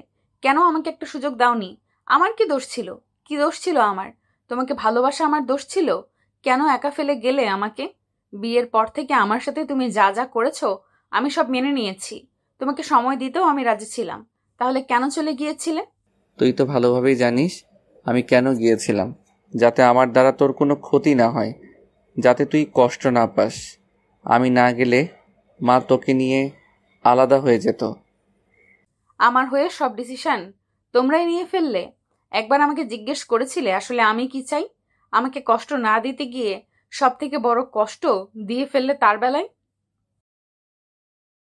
আই এম সরি, কিন্তু কি করতাম বলো? আমার ঘাগুলো এত তাজা ছিল যে তোর ভালোবাসাটা মলম হলেও খুব যন্ত্রণা দিত। প্রতিনিয়ত আমাকে যুদ্ধ করতে হতো। আমি যে পারছিলাম না, ভয় পেতাম। যদি তখন মিথ্যা আশায় তোকে রাখতাম, সেটা কি খুব ভালো হতো? যেখানে আমি জানতাম তোকে ভালোবাসাটা আমার জন্য খুব সম্ভব হতো না। মাহির স্মৃতিগুলো কাটার মতো আমাকে প্রতিনিয়ত আঘাত করছিল। সেখানে তোকে জড়ানোটা কি খুব ভালো হতো? সেটা কি অন্যায় হতো না? তোর মাঝে আমি মাহিকে খুঁজতাম, তোকে মাহির জায়গায় ফিট করার চেষ্টা করতাম। সেটা অন্যায় হতো না? তোকে মিথ্যা ভালোবাসার মাঝে, মিথ্যা সম্পর্কের মাঝে কিভাবে রাখতাম বল? তাহলে আমার মাহির মাঝে পার্থক্য কি থাকতো? তখন তুই এই সম্পর্কটাকে টানতে টানতে টায়ার্ড হয়ে পড়তি। খুব ভালো হতো সেটা। আমাদের সম্পর্কটা ভুল ছিল না, সময়টা ভুল ছিল। বেশ, মানলাম সম্পর্কের চাপ তুমি নিতে পারোনি, তাই পালিয়ে গিয়েছিলে। কিন্তু ডিভোর্স পেপারটা, সেটা কেন সাইন করে গিয়েছিলে? উত্তর দাও। দৃঢ় কণ্ঠে ধারা উত্তর চাচ্ছে অনলের কাছে। ধারা কাঁদছে, কিছুতেই নিজেকে ঠিক রাখতে পারছে না। বারবার ডুকরে ডুকরে কেঁদে উঠছে সে। অনল মাথা নিচু করে দাঁড়িয়ে আছে। আজ নিজেকে বড্ড অসহায় লাগছে তার। ধারার অশ্রুগুলো অনলকে বড্ড অসহায় করে নিচ্ছে, দুর্বল করে দিচ্ছে। মনে হচ্ছে কলিজাটা কেটে তাকে যদি দেখাতে পারত, তাহলে নিজের অন্যায়ের প্রায়শ্চিত্ত হতো। ধারার চোখের পানিতে অনলের শার্টের খানিকটা ভিজে গেছে। ধারার চোখ দুহাতে মুছিয়ে দিতে দিতে বলল, আমি খুব দোটানায় ছিলাম ধারা। আমি কি করতাম তখন? তোর সাথে বিয়েটা আমি মেনে নিতে পারবো কিনা, তোকে কোনো দিন স্ত্রীর মর্যাদাটা দিতে পারবো কিনা সেটাই আমার জানা ছিল না। সেখানে তোকে একটা খোকলা সম্পর্কে বেঁধে রাখা আমার নীতির মধ্যে পড়ছিল না। আমি তোর প্রতি অনুভূতিগুলো কোনো আকার দিতে পারছিলাম না। তখন আমি আমার ভেতর ছিলাম না। তাহলে চলে যখন গিয়েছিলে, ফেরত কেন এসেছো? কেন আমার মনটাকে আবার স্বপ্ন দেখিয়ে আবার গুরু গুরু করে ভেঙে দেবার জন্য? এখন কেন আমাকে মুক্তি দিচ্ছ না? ভালোবাসি তোকে, তাই খুব ভালোবাসি। এই 5টা বছরে একটা দিনও যাইনি আমি তোর কথা ভাবিনি। ভুল করেছিলাম। আমার এলোমেলো অনুভূতিগুলোকে প্রথমে বুঝতে দেরি করেছি, তারপর বোঝার পর সেটাকে মানতে দেরি করেছি। এই ভুলগুলো আমাদের জীবন থেকে 5টা বছর কেড়ে নিয়েছে। 5 বছর 4 মাস 11 দিন। জানো কতগুলো দিন হয়? 1928 দিন। প্রতিটা দিন আমি অপেক্ষা করতাম এই ভেবে তুমি হয়তো ফিরবে, এই বুঝি আমার কাছে ফিরবে। কতগুলো রাত নির্ঘুম কেটেছে আমার। ফিরিয়ে দিতে পারবে তুমি? আমার প্রতিটা নির্ঘুম রাত ফিরিয়ে দিতে পারবে? আমাদের বিয়ের আজ 5 বছর 10 মাস 17 দিন। পারবে এই দিনগুলো ফিরিয়ে দিতে? আমার জীবনের এই দিনগুলো ফিরিয়ে দিতে পারবে? সেই কিশোরী মনের নিষ্পাপ ভালোবাসাটাকে আবার জাগাতে পারবে? পারবে না, কিচ্ছু পারবে না। আমি থাকবো না তোমার সাথে, থাকবো না। আর কষ্ট নেওয়ার অবস্থায় আমি নেই। এবার আর নিজেকে ধরে রাখতে পারেনি ধারা। অনলের বুকে মাথা ঠেকিয়ে হিচকি তুলে কাঁদছে সে। বিলাপের পরিমাণ বাড়তেই থাকলো। এতদিনের অভিমানের পাহাড় আজ গলতে শুরু করেছে। কঠিন থাকতে থাকতে আজ ধারা ক্লান্ত। নিজের সকল অভিযোগ আজ সে অনলকে জানাবে। অনলও পরম যত্নে ধারাকে নিজের বুকের সাথে মিশিয়ে রাখল। পুরুষের নাকি কাঁদতে নেই, তাদের কান্না আসে না, কিন্তু যখন কাঁদে সব উল্টাপাল্টা করে দিতে সক্ষম। আজ অনল কাঁদছে, নিজের ভুলের মাসুল দিচ্ছে, কারণ ধারার প্রতিটা অশ্রুফোঁটা তাকে ছুরির মতো আঘাত করছে। পারছে না ধারাকে নিজের বুকের ভেতর লুকিয়ে ফেলতে। একটা সময় কাঁদতে কাঁদতে অনলের বুকেই ঘুমিয়ে পড়ল। ধারার কোনো আওয়াজ না পেলে ধারার মুখের দিকে তাকিয়ে দেখলেও সে কাঁদতে কাঁদতেই ঘুমিয়ে পড়েছে। আস্তে করে তাকে কোলে নিয়ে বেডে শুইয়ে দিল। ভেজা শার্টটা খুলে ধারার পাশেই মুখ করে শুয়ে পড়ল। নিপুণ দৃষ্টিতে ধারাকে দেখে যাচ্ছে অনল। কেঁদে কেঁদে চোখ মুখ ফুলে রয়েছে তার। চোখের নোনা জল এখনো শুকায়নি, চোখের নিচে লেগে রয়েছে। আস্তে করে ধারার মাথাটা নিজের বুকের উপর রেখে তাকে পরম যত্নে আগলে ধরল অনল। মেয়েটাকে আর কোনোদিন কাঁদতে দিবি না সে। এটা তার কাছে স্পষ্ট। মেয়েটা কাঁদলে বড্ড বেশি অসহায় লাগে, মনে হয় পুরো দুনিয়াটা উল্টাপাল্টা হয়ে যাচ্ছে। এসব ভাবতে ভাবতে অনলও ঘুমের অদল সাগরে তলিয়ে যায়। সকাল 7টা। পাখির কিচিমিচি কানে যেতেই ঘুম ভেঙে গেল ধারার। মনে হচ্ছে খুব শক্ত কিছুর উপর উবু হয়ে আছে সে। মাথা ব্যথা করছে, চোখ খোলা দুষ্কর হয়ে যাচ্ছে। কিসের উপর শুয়ে আছে বোঝার জন্য হাত দিয়ে হাতড়ে যাচ্ছে। চুলের মতো কিছু হাতে পড়লে সেটা টানার চেষ্টা করতে লাগলো সে। হঠাৎ কারোর গগনবিদারী চিৎকার শুনতে পারলে এক লাফে উঠে পড়ে সে। চোখ খুলতেই দেখল অনল রীতিমতো এক হাত কামড়ে আরেক হাত দিয়ে বুক ঢলে যাচ্ছে। অবাক চোখে তার দিকে তাকালে ঝাঁঝালো কণ্ঠে অনল বলে ওঠে, কি দেখছিস সেভাবে? তুমি এখানে কি করছো? আপাতত তোর খামচি খাচ্ছিলাম। আচ্ছা, পার্ট টাইমে কি নখ দিয়ে মাটি করিস? উফ, জ্বলে গেছে আমার বুকটা। দানবী কোথাকার। কে বলেছে আমার কাছে আসতে? আবার আমার কাছে আসলে এখানে খামচি দিব। সরো এখান থেকে। রাগে ফোঁস করতে করতে ধারা বলে ওঠে। প্রতি উত্তরে অনলও বলে ওঠে, একে সারা রাত আমার বুকের উপরে ভোস করে ঘুমাইছিস। সকাল হতে না হতেই আমার পশম তুলে দেওয়ার মতো সাংঘাতিক কাজ করেছিস। আমাকে খামচি অবধি দিয়েছিস, এখন আমার উপরেই রাগ দেখাচ্ছিস। হয়ে গেছে, তোমার ফালতু কথা শোনার ইচ্ছে বা সময় আমার নেই। বলেই উঠে চলে যেতে নিলে ধারার হাত টেনে ধরে অনল। আকুল আকুতির স্বরে বলে ওঠে, আমাকে শেষ সুযোগটা দিবি না ধারা? আবারও সেই প্রশ্ন ধারার ভেতরটাকে তোলপাড় করে দিচ্ছে। নিজের আত্মসম্মান আর ভালোবাসার যুদ্ধে আজ অসহায় সে। অনলকে কি উত্তর দিবে তার জানা নেই। মস্তিষ্ক এবং মনের এই যুদ্ধ প্রতিনিয়ত ধারা পুড়িয়ে যাচ্ছে। না অনলকে ক্ষমা করতে পারছে, না অনলকে শাস্তি দিতে পারছে। আচ্ছা, একটা শেষ সুযোগ দিলে কি খুব ক্ষতি হয়ে যাবে?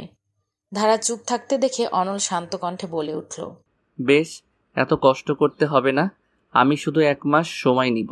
1 মাসের পরও যদি তোর মনে হয় আমাকে মেনে নিতে তোর কষ্ট হচ্ছে, আমি তোর জীবনে বাধা হয়ে আর দাঁড়াবো না। তুই যা চাইবি তখন তাই হবে। 1টা মাস আমাকে শুধু সময়টা দে। 1 মাস দিলে কি হবে বলো? আমার জীবনে চলে যাওয়া দিনগুলো তুমি চাইলেও ফেরাতে পারবে না। না, হয়তো পারবো না, কিন্তু এতটুকু কথা দিতে পারি, এই 5 বছর 10 মাস 17 দিনের যে কষ্টের পাহাড় আছে তা ভেঙে গুড়িয়ে সুখের আস্তানা সাজাবো। তোর মনে আবার নিজের প্রতি ভালোবাসা তৈরি করার আপ্রাণ চেষ্টা করব। অনলের কথা শুনে তাচ্ছিল্যের সুরে ধারা বলে ওঠে, আমার কষ্টের পাহাড় এতটাই বেশি যে চাইলেও সেটা কমাতে পারবে না। আমিও দেখতে চাই এই 1 মাসে তুমি কি এমন এভারেস্ট জয় করতে পারো। আমি আমার রুমে যাচ্ছি, ফ্রেশ হয়ে ফুপুর কাছে যাও। কথাটা বলে এক মুহূর্ত অপেক্ষা না করে নিজের রুমের দিকে প্রস্থান করে ধারা। অনল এক দৃষ্টিতে ধারার যাওয়ার পথ চেয়ে থাকে। এই একটা সুযোগের অপেক্ষায় ছিল সে, কিন্তু মনের মধ্যে ভয়গুলো উকিঝুঁকি দিচ্ছে। সত্যি কি মেয়েটাকে সেই সুখগুলো ফেরত দিতে পারবে? আগে একটা চকলেট দিলেই মেয়েটা তার মুক্তোর মতো হাসি দিয়ে সেটা গ্রহণ করত, এত আগলে রাখত, মনে হতো কত না দামি সেই চকলেটটা। তবে এখনের ধারা পুরোই আলাদা। এতদিনের কষ্টগুলো তাকে পাথর বানিয়ে দিয়েছে।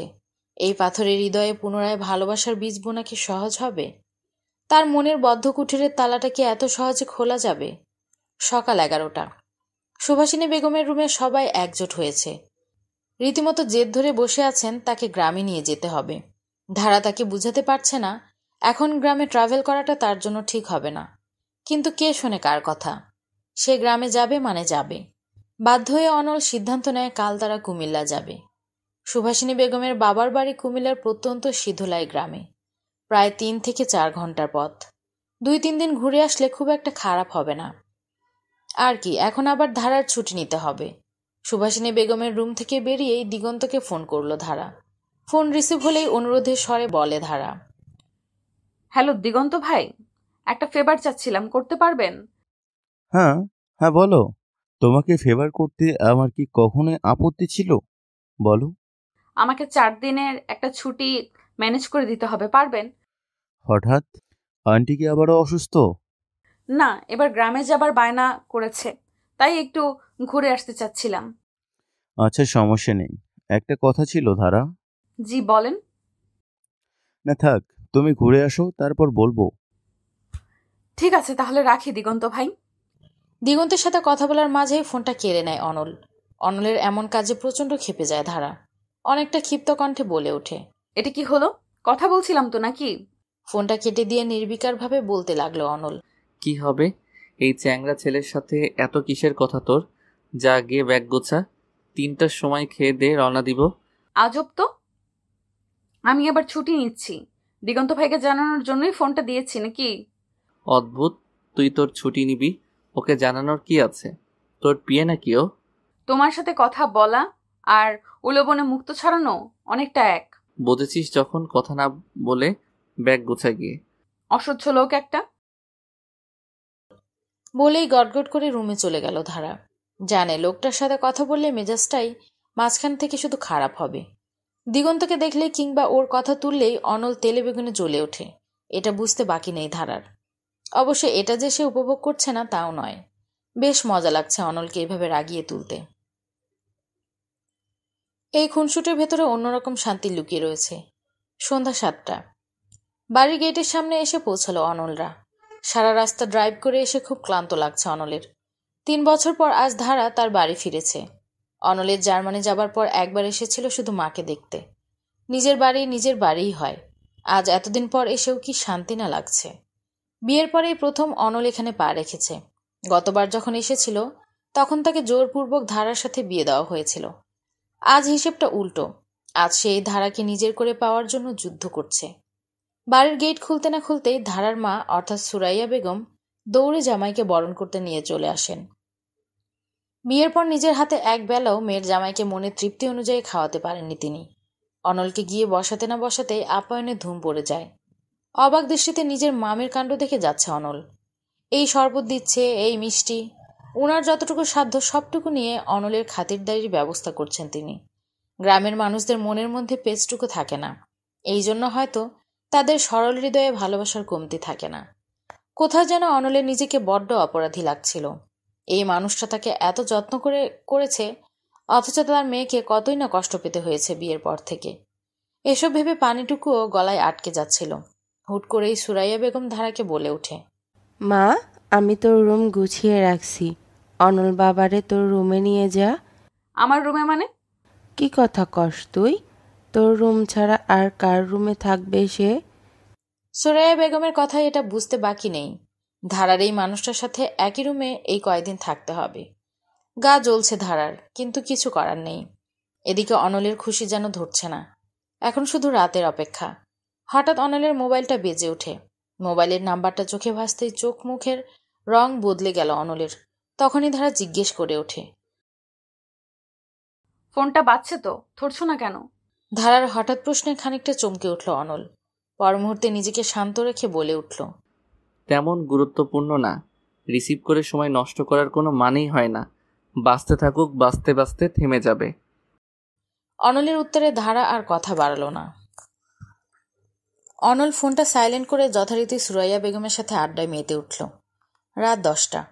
খাওয়া দাওয়া শেষে আড্ডার আসর বসল ধারাদের বাসায়। সুভাষিনী বেগমের এতদিন পর আগমনে বাড়িতে খুশির ঢল। সব চাচাতো ভাই বোনেরা মিলেমিশে আড্ডার রমরমা পরিবেশ তৈরি হয়েছে বাড়িতে। বেশ খানিক বছর পর আজ এই আড্ডায় অনল যোগ দিয়েছে। আড্ডার মাঝেই হুট করে অনলের এক মামা বলে উঠলেন, বুঝলা ভাগনা, এখনই যা জীবন উপভোগ করার এই কয়দিনে করে নাও। আর কিছুদিন পর চাইলেও আর নিজেদের মতো বাঁচতে পারবা না। 5 বছর পর আসলা, এখন বাচ্চা কাচ্চা নিয়ে নিবা, এটাই স্বাভাবিক। আমাদের দেখো, বাচ্চা বড় হইতে হইতেই বুড়ো হয়ে গেলাম। নিজেদের জন্য বাঁচার যে আক্ষেপটা থেকেই গেল। এখনো বাচ্চা নেবার কথা চিন্তা করিনি মামা। ধারার বয়সী বা কি? এখন বাচ্চা নিলে ওর জীবনটা ওখানেই থেমে যাবে। ও নিজের মতো নিজেকে গড়াক, মাত্রই তো চাকরি পেয়েছে। সে কি কথা? এখন যদি এত চাকরি নিয়ে পড়ে থাকলে সংসার করবে কখন? আর দেখতে গেলে তোমারও বয়স তো কম হলো না। মামা, ধারা অনেক ছোট এখনো, সবে 24-এ পা রেখেছে। এখন তো ওর জন্য পুরো দুনিয়া পড়ে রয়েছে। এখন যত এক্সপ্লোর করবে ওর জ্ঞান তত বাড়বে। কত কিছু শিখার জানার আছে ওর। সংসার তো থাকবেই, কিন্তু এখন যদি নিজের জীবনটা না সাজাই তবে সারা জীবন আফসোস থেকে যাবে। আমি চাই না শুধুমাত্র নিজের স্বার্থে আমি ওর ফিউচার নষ্ট করতে। দেখো ভাগনা, সময় চলে গেলে চাইলেও বাচ্চা হওয়াতে পারবা না। দরকার হলে অ্যাডপ্ট করব। একটা দম্পতির জীবনে বাচ্চার বাবা মা হওয়াটাই সব কিছু না। এখনও আমাদের নিজেদেরকে চিনা বাকি। আপাতত এসব নিয়ে চিন্তা করছি না। আপনারা গল্প করুন, আমি উঠছি। বলেই অনল সেখান থেকে চলে এলো। এতক্ষণ আড়ালে ধারা সবকিছু শুনেছে। আজ কেন জানি লোকটার প্রতি সম্মানটা বেড়ে গেল ধারার মনে। ধারা ভেবেছিল অনলের হয়তো ধারার ভবিষ্যৎ নিয়ে চিন্তা করার অবকাশ নেই। ধারার চিন্তাকে ভুল প্রমাণ করে দিল অনল। সবার সামনে নিজের বউ চাকরি করার কথা এত দৃঢ় গলায় বলতে পারে এমন স্বামীর সংখ্যা যে খুব একটা বেশি নয়, একথা কারোর অজানা নয়। আজ অনলের কথাগুলো ধারার মনে অন্যরকম শান্তি দিচ্ছে, যা বলার মতো ভাষা ধারার নেই। 3 দিন পর বিকেল 4টা। ভাদ্র মাসের আকাশে ধবধবে সাদা মেঘ উঠছে। রোদের প্রখরতা ততটা নেই, বরং খুব ঠান্ডা বাতাস বয়ে যাচ্ছে। সেই বাতাসের সাথে সাথে ধারার অবাধ্য চুলগুলো পাল্লা দিয়ে বেহায়ার মতো উড়ে যাচ্ছে। ঘাটলার সব থেকে নিচের সিঁড়িতে বসে ঠান্ডা পানিতে পা ডুবিয়ে বসে আছে সে। ধারাদের বাড়ির এই পুকুরটা বাড়ির ঠিক পেছনে। বাড়ির রুম থেকে সরাসরি পুকুরের ঘাটলা। কিশোরী থাকতে প্রায় এখানে বসে সময় কাটাতো সে। পুরানো দিনের স্মৃতিগুলো যেন চোখের সামনে ভাসছে। হঠাৎ করে কেউ চুলে হাত দিলে কেঁপে উঠল ধারা। পাশে ফিরে দেখল বেশ কিছু শিউলি ফুল হাতে নিয়ে অনল বসে রয়েছে তার পাশে। একটা ফুল কানে গুঁজে দেবার ব্যর্থ প্রচেষ্টা করছে। অবাধ্য চুলের দাপটে ফুলটা খুলে যাচ্ছে বারবার। শেষমেশ খানিকটা চটে গিয়েই বলল, পেত্নির মতো চুল খুলে রেখেছিস কেন? খোপা করে রাখতে পারিস না? তো আমার চুল তোমার কোন পাকা ধানে মই দিচ্ছে? জানিস কত কষ্ট করে ফুলগুলো জোগাড় করেছি, ভেবেছিলাম খোপায় পরিয়ে দিব। বুড়ো বয়সে এইসব উটকো শখ কোথা থেকে পাও তুমি? বয়সটা শুধু শরীরের হয়, মনের না। আচ্ছা খোপা কর। ইচ্ছে হলে নিজে করে নাও। বেশ। বলেই কোনো মতে খোপাটা বেঁধে ফুলগুলো খোপায় গজে দিল। বাকি ফুলগুলো ধারার হাতে দিয়ে বলল, তোকে প্রেম নিবেদন করি প্রতিনিয়ত, প্রতিক্ষণে, প্রতি মুহূর্তে, প্রতি বেলা। কারণ আমি তোর প্রেমে পড়ি। প্রতি ভোরে, প্রতি সকালে সোনালি রোদ যেমন উঠে তেমনি আমিও তোর প্রেমে পড়ি। আমি তোর প্রেমে পড়ি। সকালের সূর্য যেমন খাড়া উপরে উঠে প্রতিদিন, কিরণে পোড়াতে চাই পথঘাট, ফাটাতে চাই মাটি, আমিও প্রতি দুপুরে তোর প্রেমে পড়ে পুরি। তোর প্রেমে পড়ে বুক ফেটে খণ্ড খণ্ড হয়ে যাক, তবু শান্তি পাই। আমি তোর প্রেমে পড়ি। শেষ বিকেলে সূর্য যখন হেলে পড়ে পশ্চিমে, আমিও প্রেম নিবেদন করে তোর বুকে হেলে পড়তে চাই।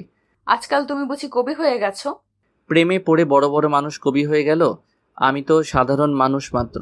সবাই তো গোলাপ দিয়ে প্রেম নিবেদন করে, আমি না হয় শিউলি দিয়ে করলাম। ধারা কিছু না বলে পরম যত্নে শিউলিগুলো গুছিয়ে রাখল। চোখ জোড়া মুছে নিল। কেন জানি অনলের বলার প্রতিটা লাইন মনের মাঝে গেঁথে গেছে। নিজেকে আজ খুব ভাগ্যবান মনে হচ্ছে ধারার। এতদিনের ধৈর্যের ফল হয়তো এটা। আজকাল বেহায়া মনটা কেন যেন আবার নতুন করে এই লোকটার প্রেমে পড়তে চাইছে। হয়তো এতদিনের ঘাগুলো শুকাতে শুরু করেছে। রাত 10টা। খাওয়া দাওয়ার পর রুমে এসে দেখল অনল রুমে নেই। বিছানার উপর শুধু একটা নীল শাড়ি আর এক গোছা রংধনুর মতো চুড়ি রাখা আছে। ধারার বুঝতে বাকি নেই এই কাজটা কার। পাশেই একটা চিরকুট রাখা। চিরকুটটা খুলতেই চোখে পড়ল। বিয়ের পর তোকে নিয়ে জ্যোৎস্না বিলাস করার লোভ আজ আর সামলাতে পারছে না তোর এই অপদার্থ বরটা। ঘাটলায় অপেক্ষা করছি, শাড়িটা পছন্দ না হলেও পরে আসিস। চিরকুটটা পরে অজানা একটা আনন্দে চোখ মুখ ঝলমল করছিল ধারার। ঠোঁটে না চাইতেও হাসি ফুটে উঠল। এই 3 দিনে এমন কিছুই বাদ রাখেনি অনল করতে। প্রতিনিয়ত নতুন করে প্রেমে ফেলবার ধান্দায় রয়েছে সে। এই কয়েক বছরের সুখগুলো যেন একসাথেই মুঠো করে ধারার আঁচলে ঢেলে দিতে চাইছে সে। আচ্ছা, এত সুখ সহ্য হবে তো ধারার কপালে? ঘাটলার সিঁড়িতে বসে রয়েছে অনল। সামনে ডিঙি নৌকা, আকাশে মস্ত বড় চাঁদ। আজ নৌকায় করে ধারাকে নিয়ে জ্যোৎস্না বিলাসের আয়োজন করেছে সে। গ্রামে না আসলে হয়তো এই সুযোগটা পেত না। ধারাদের বাড়ির পুকুর দিয়েই এই সময়টা নৌকা করে ঘুরে বেড়ানো যায়। বর্ষার পানি এখনো নামেনি, যার জন্য আশেপাশের মাঠগুলো তলিয়ে আছে। একটা সময় মাহিকে নিয়ে এসব পাগলামির কথা চিন্তা করত অনল, কিন্তু এখন তার সবটুকু জুড়ে কেবলই ধারার বসবাস।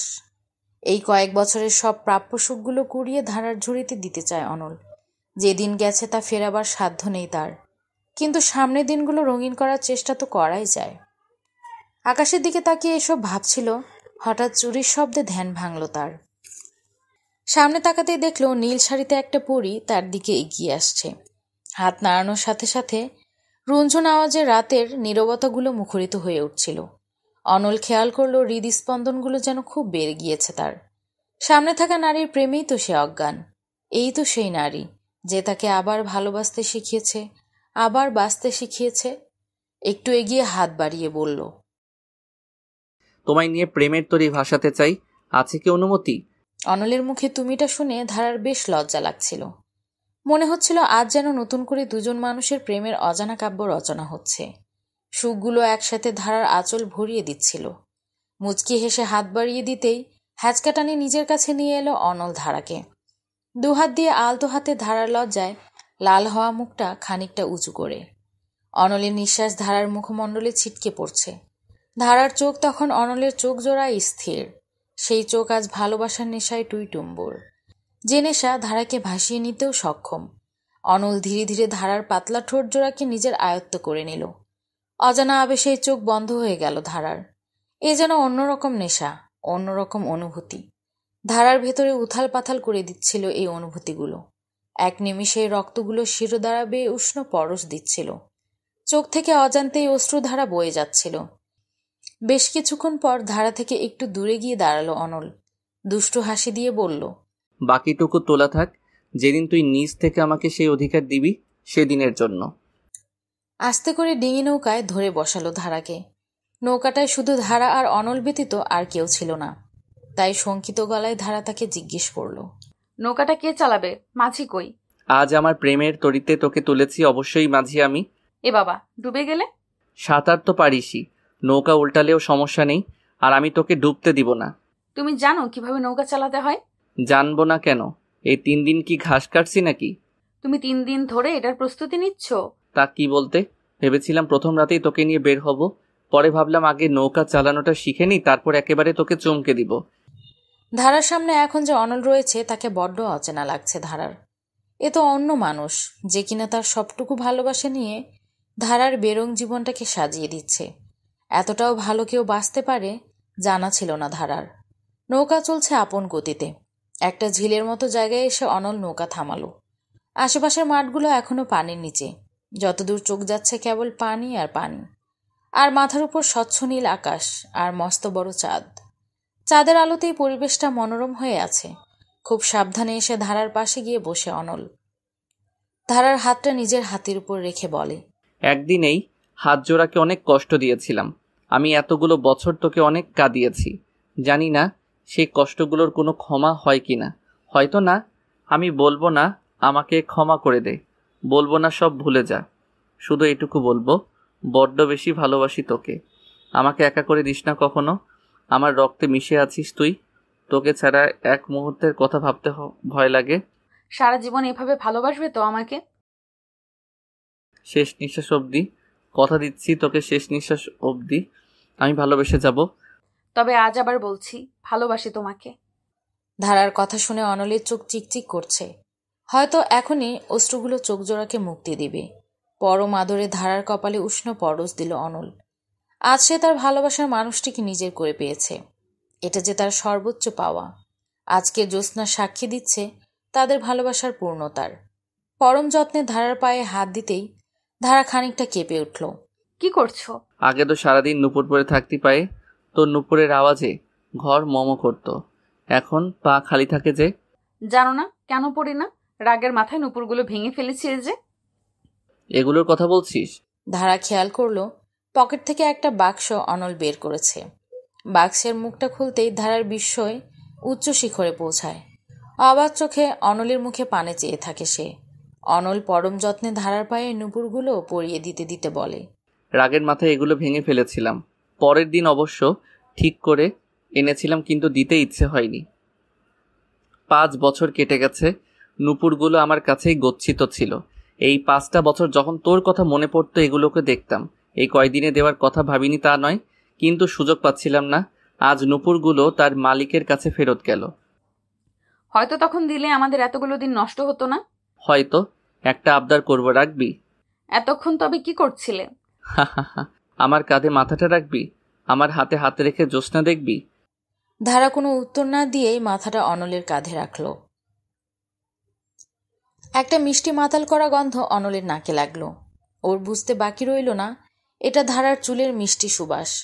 অনল ডান হাতটি দিয়ে ধারার কোমর চেপে ধরল, বা হাতে ধারার হাতটি পরম যত্নে ধরল।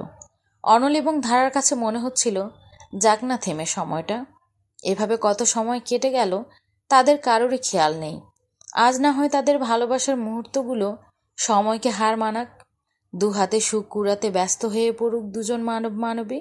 ক্ষতি কি? রাত 3টা। ঘাটলার দিকে নৌকা ভিড়ায় অনল। আজকের রাত জীবনের শ্রেষ্ঠ রাতের একটা ছিল অনল ধারার কাছে।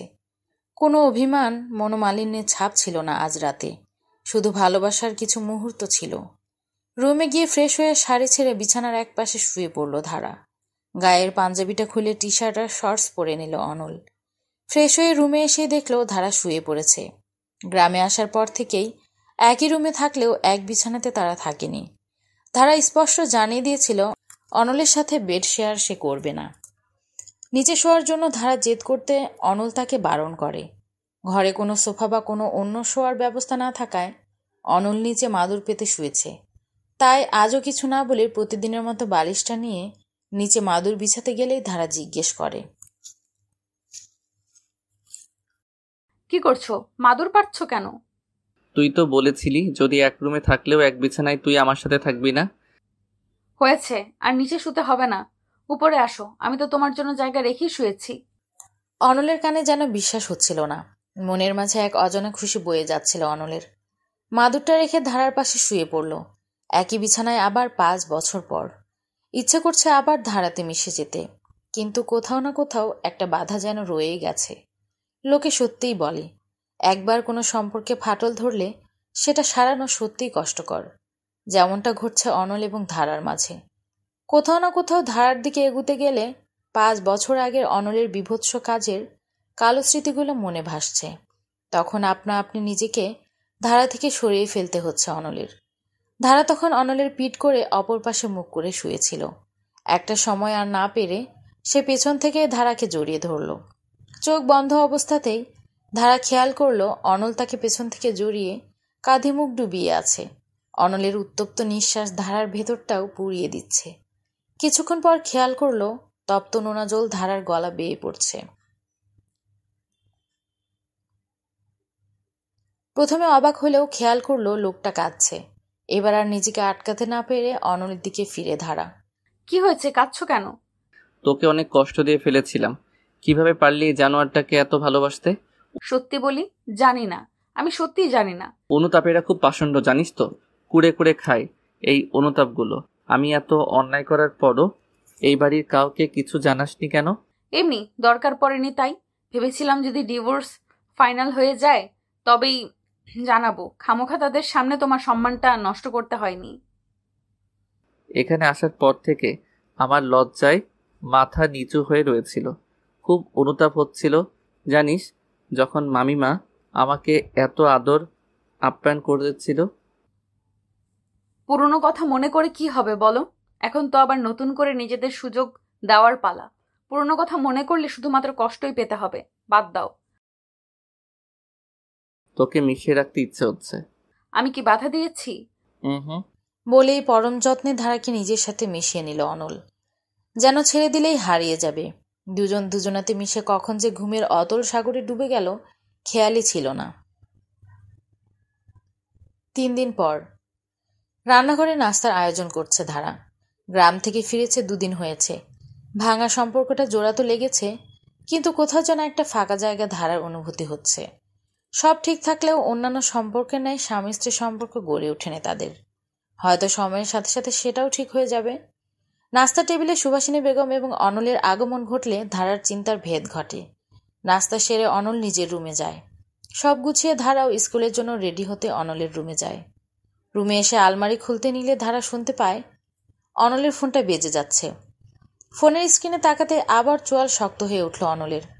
অনলের মুখ দেখে খুব শান্তভাবেই ধারা বলে, মাহি আপু এতদিন যাব তোমাকে ফোন দিচ্ছে, ধরছো না কেন? ধারার এমন প্রশ্নে অনলের বিস্ময়ের সীমা থাকে না। অনলকে চুপ করে থাকতে দেখে এবার ধারাই ফোনটা রিসিভ করে। ফোন রিসিভ করতে অপর পাশ থেকে মাহি বলে ওঠে, ফাইনালি তুমি ফোনটা রিসিভ করলে। প্লিজ অনল, আমাকে আমার একটা কথা রাখার সুযোগ দাও। আমি জানি আমি তোমাকে অনেক কষ্ট দিয়েছি, কিন্তু দেখো আমি আমার ভুলটা বুঝতে পেরেছি। আর তুমিও এমন একটা রিলেশনে আছো যার কোনো ভিত্তি নেই। আমিও ইউলুসিয়ামের সাথে ডিভোর্সড। তাহলে চলো আমাদের সম্পর্কটা পুনরায় শুরু করা যাক। আপু আমি অনল নই, আমি ওর স্ত্রী ধারা।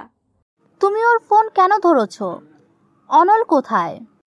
অনল আপনার ফোন ধরতে ইচ্ছুক না বিধায় ফোনটা আমি ধরেছি। আপনার যদি কোনো কথা থাকে আপনি আমাকে বলতে পারেন। আমি যতটুকু জানি তোমার আর অনলের সম্পর্কটা ভালো নয়। দেখো, অনল আর আমার সম্পর্কটা এখনের নয়। আমি জানি এখনো ও আমাকে ভালোবাসে। আর অহেতুক আমাদের মাঝে দেয়াল হয়ে থেকো না। আপনার বলা শেষ, এবার আমি কিছু কথা বলবো, মন দিয়ে শুনবেন। কি বললে তুমি? বয়সে তোমার থেকে অনেক ছোট, তাও তোমাকে একটা উপদেশ দেই। কোনো জিনিস ভেঙে গেলে তার জোড়া লাগে না। সম্পর্কগুলো ঠিক সেরকম। তোমার আর অনলের সম্পর্কটা 7 বছর আগেই ভেঙে গেছে। সেটা তুমি নিজে ভেঙেছ। যখন ওর তোমাকে দরকার ছিল তুমি নিজেকে ব্যস্ত রেখেছ। আজ 7 বছর পর সেই সম্পর্কের দোহাই দিলে সত্যিই হাস্যকর শোনায়। আমি বলি কি, চলে তো গিয়েছ, এবার অনলের পেছনে একেবারেই ছেড়ে দাও।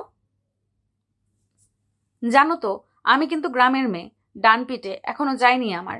কখন কি করে ফেলবো তার ঠিক নেই। রাখছি। ফোনটা কেটে রাখতে যাবে তখনই পেছন থেকে অনল তাকে জড়িয়ে ধরল। অনলের এভাবে হুট করে জড়িয়ে ধরাটা ধারাকে বেশ অবাক করলো। কৌতূহল বশতই জিজ্ঞেস করলো, কি হয়েছে? অফিস যাবে না? ধারার ঘাড়ে নাক ঘষতে ঘষতে উত্তর দিল, আমার ডান পিঠে বউটাকে আজ আদর করতে মন চাইছে। তাই বুঝি?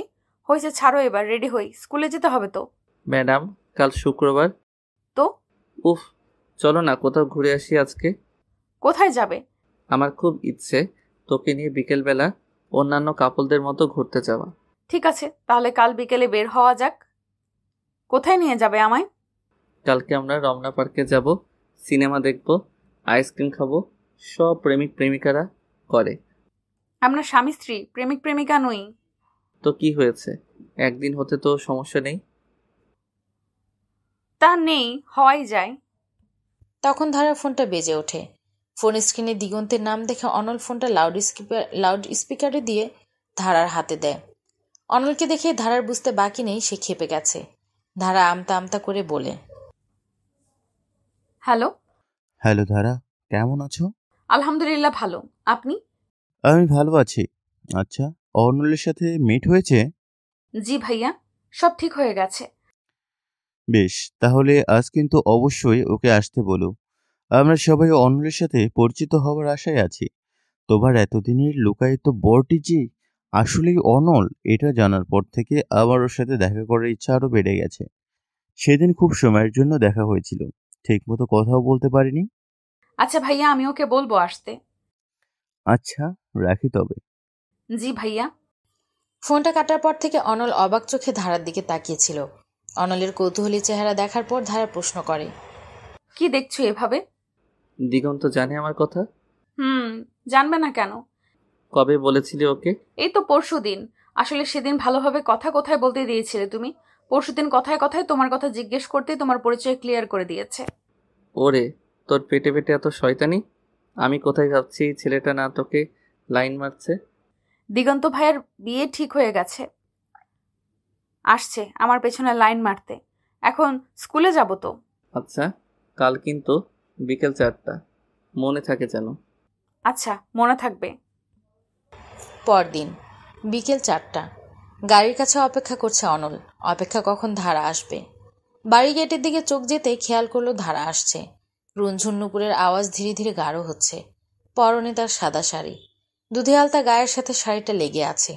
অনল নেশাকাতর চোখে ধারার দিকে চেয়ে আছে, পলক পড়ছে না তার। অনলের চাহনি দেখে ধারার লজ্জায় লাল লাল বেগুনি হয়ে যাচ্ছে। অনলের চাহনি দেখে ধারার লজ্জায় গাল লাল বেগুনি হচ্ছিল। আর না পেরে ধারা তুড়ি বাজিয়ে জিজ্ঞেস করে, কি হলো, যাবে না? আজ আমাকে একেবারে পাগল করার জন্য প্রস্তুতি নিয়েছিস দেখছি। হয়েছে, চলো এবার। অজ্ঞতা, আজ নেশাখোরের মতোই গাড়ি চালাতে হবে। কেন? জলজান্ত নেশার খনি যে আমার পাশে বসবে। ধুর, চলো। বলে তাড়াতাড়ি গাড়িতে বসে ধারা। অনল হাসতে হাসতে গাড়ির ড্রাইভিং সিটে বসে। আপন মনে গাড়ি চলছে। ধারা শুধু লুকিয়ে লুকিয়ে অনলকেই দেখে যাচ্ছে। কালো শার্ট এবং কালো জিন্সে খুব সুন্দর লাগছে তার বরকে। হাতাটা কোনোই অবধি গুটে রেখেছে, চুলগুলো কপালে পড়ে রয়েছে। আচ্ছা, কোনো পুরুষ বুঝি এত মাতাল করা সুন্দর হয়? হয়, তার স্বামীটা এতটাই সুন্দর। গাড়ি চালাতে চালাতেই অনল মুচকি হেসে বলে, এইভাবে দেখতে থাকলে কিন্তু আমার নিজেরই লজ্জা লাগবে। কে কে দেখছে তোমাকে? গাড়ি চালাও তো। লজ্জায় তাড়াতাড়ি চোখ সরিয়ে নেয় ধারা। অনল মুচকি হেসে গাড়ি চালানোতে মন দেয়। শেষ বিকেলের দিকে রমনা পার্কে গিয়ে পৌঁছায় তারা। আজ মনে হচ্ছিল একজোড়া কিশোর কিশোরী তাদের নতুন নতুন প্রেমের সুবাদে ঘুরতে এসেছে। সারা পার্ক হাত ধরে তারা হেঁটেছে। একটা সময় বাদাম খাওয়ার জিদ করলে অনলকে দৌড়ে গিয়ে তার জন্য বাদাম কিনে আনতে হয়। ধারার ঠোঁটে হাসি যেন ধরছিল না। আজ অন্যরকম সুখ ছিল তার মনে। এতদিন পর নিজের স্বামীকে নিজের করে পেয়েছিল সে। সারাদিন ঘোরাঘুরির পর আইসক্রিম কিনে গাড়িতে উঠে অনল এবং ধারা। গাড়ি চালাতে চালাতে শুধু ধারার দিকে চোখ যাচ্ছিল অনলের। ধারা তখন পুরো বাচ্চাদের মতো আইসক্রিম খাচ্ছিল। ধারার বাচ্চামি দেখে অনল বলে ওঠে, ভালোবাসি, খুব ভালোবাসি। আমাকে না দেখে গাড়ি চালাও। অনল ধারার থেকে চোখ সরিয়ে রাস্তায় চোখ দেয়। কিন্তু হঠাৎ কোথা থেকে একটা ট্রাক ব্রেক সামলাতে না পেরে এসে অনলের গাড়িটিকে এত জোরে ধাক্কা দেয় যে অনল চেয়েও গাড়িটি ব্যালেন্স করতে পারে না। ট্রাকটির ধাক্কায় গাড়িটি নিমিষেই উল্টাতে থাকে। গাড়ির কাঁচগুলো ভেঙে চুরমার হয়ে যায়। নিমিষেই ধারা এবং অনলের চোখের সামনে অন্ধকার ছেয়ে যায়। 10 মাস পর, স্থান রমনা পার্ক। একটা কাঠের বেঞ্চের পাশাপাশি বসে রয়েছে অনল এবং ধারা। সামনে কিছু ছোট ছেলেদের দল খেলছে। পড়ন্ত সূর্যের লাল আলোতে ধারার হাত ধরে পাশে বসে বাচ্চাদের খেলার দৃশ্যটি দেখতে খুব ভালো লাগছে অনলের। এই সময়টা পার্কে জনবল বেশি একটা থাকে না। ছুটির দিনগুলোতে এই সময়ে পার্কে বসে থাকতে বেশ লাগে অনলের। পড়ন্ত সূর্যের দিকে শূন্য দৃষ্টিতে চেয়ে কোমল কণ্ঠে বলে, আমার কাঁধে একটু মাথা রাখবি ধারা? তুমি প্রতিদিনই বাচ্চাদের এত মনোযোগ দিয়ে কি দেখো? একটা অজানা শান্তি দেয়, জানিস তো। ছোট ছোট বাচ্চাদের হাসি, চঞ্চলতার মাঝে অন্যরকম আনন্দ লাগছে। ওদের কলরবের মাঝে আমি তোকে খুঁজি। আমি হয়তো তোমাকে সেই সুখটা কোনোদিনও দিতে পারবো না গো। সব সুখ সবার কপালে থাকে না, ভাগ্যটা যে খুব পাষণ্ড রে। হঠাৎ একটা মেয়ে এসে অনলের হাত ঝাঁকিয়ে বলে, ভাইজান, আজকেও আপনি একা একা কথা কইতেছেন? একা কই রে, আমার ধারা যে আমার সাথেই আছে। কই, পাশে তো কেউ নেই। ধারা ভাবি কই? বলে অনলের পাশে মেয়েটি বসতেই ধারা হাওয়ায় মিলিয়ে গেল। সেদিন অ্যাক্সিডেন্টে ধারাদের গাড়িটাকে ট্রাকটি সম্পূর্ণ পিষিয়ে ফেলেছিল। ঘটনাস্থলে মানুষ পৌঁছাতে পৌঁছাতে অনেক দেরি হয়ে যায়। ধারা এবং অনলকে হসপিটালে নেওয়ার আগেই ধারা অ্যাম্বুলেন্সের শেষ নিঃশ্বাস ত্যাগ করে। অনলের অবস্থাও খুব খারাপ ছিল, তবে ভাগ্যক্রমে বাঁচানো সম্ভব হয়। 10 দিন পর যখন আইসিইউ থেকে অনলকে বের করা হয়, তখন ধারার মৃত্যুর খবর তাকে দেওয়া হয়। ধারার লাশটুকু দেখার ভাগ্যও হয়নি অনলের। ধারার মৃত্যুটাকে একদমই মেনে নিতে পারেনি অনল। পাগল প্রায় হয়ে কেঁদেছিল সে সেদিন। অ্যাক্সিডেন্টের জন্য মাথায় বেশ চোট পেয়েছিল অনল, যার কারণে তার ভাস্কুলার ডিমেনশিয়া হয়, যেখানে তার ব্রেন বাস্তব অবাস্তবের ভেতর পার্থক্য করতে পারছে না। ধারার মৃত্যুর কঠিন বাস্তবতাকে মানতে না পেরে অটোমেটিক অনলের ব্রেন ধারাকে হ্যালোসিনেট করতে থাকে। সুভাষিনী বেগম বারবার অনলকে চিকিৎসা করাতে বলেন। এই রোগের চিকিৎসা না করালে কোনো এক সময় পুরোপুরি পাগল হয়ে যাবে, নয়তো মৃত্যুও ঘটতে পারে তার। কিন্তু অনল নিষেধ করে দিয়েছে। তার কথা, চিকিৎসা করালে ধারাকে আর হ্যালোসিনেট করতে পারবে না। তার ধারণা, ধারা শারীরিকভাবে তার সাথে না থাকলেও এই রোগের জন্য সে তাকে দেখতে পাচ্ছে, আর এভাবেই বাকি জীবনটা কাটাবে। এখন শুধু মৃত্যুর অপেক্ষা। ছোট মেয়েটার কথা শুনে মুচকি হেসে বলে, খুব পাপী মানুষ আমি, তাই আমার কাছে থেকে নিয়ে গেছেন আল্লাহ ওকে। ভালো মানুষদের আল্লাহ পৃথিবীতে বেশি দিন রাখেন না, বুঝলি। পৃথিবীর কেউ ওকে দেখতে পারবে না। খুব সুন্দর একটা জায়গায় সে ঘুমিয়ে আছে। তাইলে যে কইলেন আপনার সাথেই আছে ধারা ভাবি? আছে তো, আমার কল্পনায়, আমার মনে সবসময় সে আছে। আমি চোখ বন্ধ করলে ওকে দেখতে পাই। যখন কথা বলতে মন চাই বলি। তোর মাথায় ঢুকবে না এটা। আজকে বেলি ফুলের মালা নিবেন না? আমি কি কখনো নিতে ভুল করি? না নিলে খুব রাগ করবে সে। বলে প্রতিবারের মতো একটা 100 টাকার নোট মেয়েটির হাতে ধরিয়ে একটা মালা নিয়ে উঠে দাঁড়ালো। সূর্য ডুবে গেছে, এখনো লাল আভা রয়ে গেছে আকাশে। আকাশের দিকে তাকিয়ে সামনে চলে যাচ্ছে অনল। মনে মনে একটা কবিতা আওড়ে যাচ্ছে। এসেছিলে নীল ভালোবাসা নিয়ে বেরং এক প্রেমীর জীবনে। শেষ বিকালের কোনো এক প্রহরে লাল সূর্যের স্নিগ্ধ রশ্মির ন্যায় আলোকিত করেছিলে নিস্তব্ধ নগরী আমারই অগোচরে। নীল প্রেমের বেদনা দিয়ে চলেই যখন যাবে ক্ষণিকের জন্য, কেন এলে তবে? হয়তো একদিন নিষ্ঠুর ভাগ্যকে হারাবে ক্ষুদ্র পরাজিত সেই প্রেমী। সেদিন মিলেমিশে একাকার হয়ে যাবে কাগজের তুমি আমি।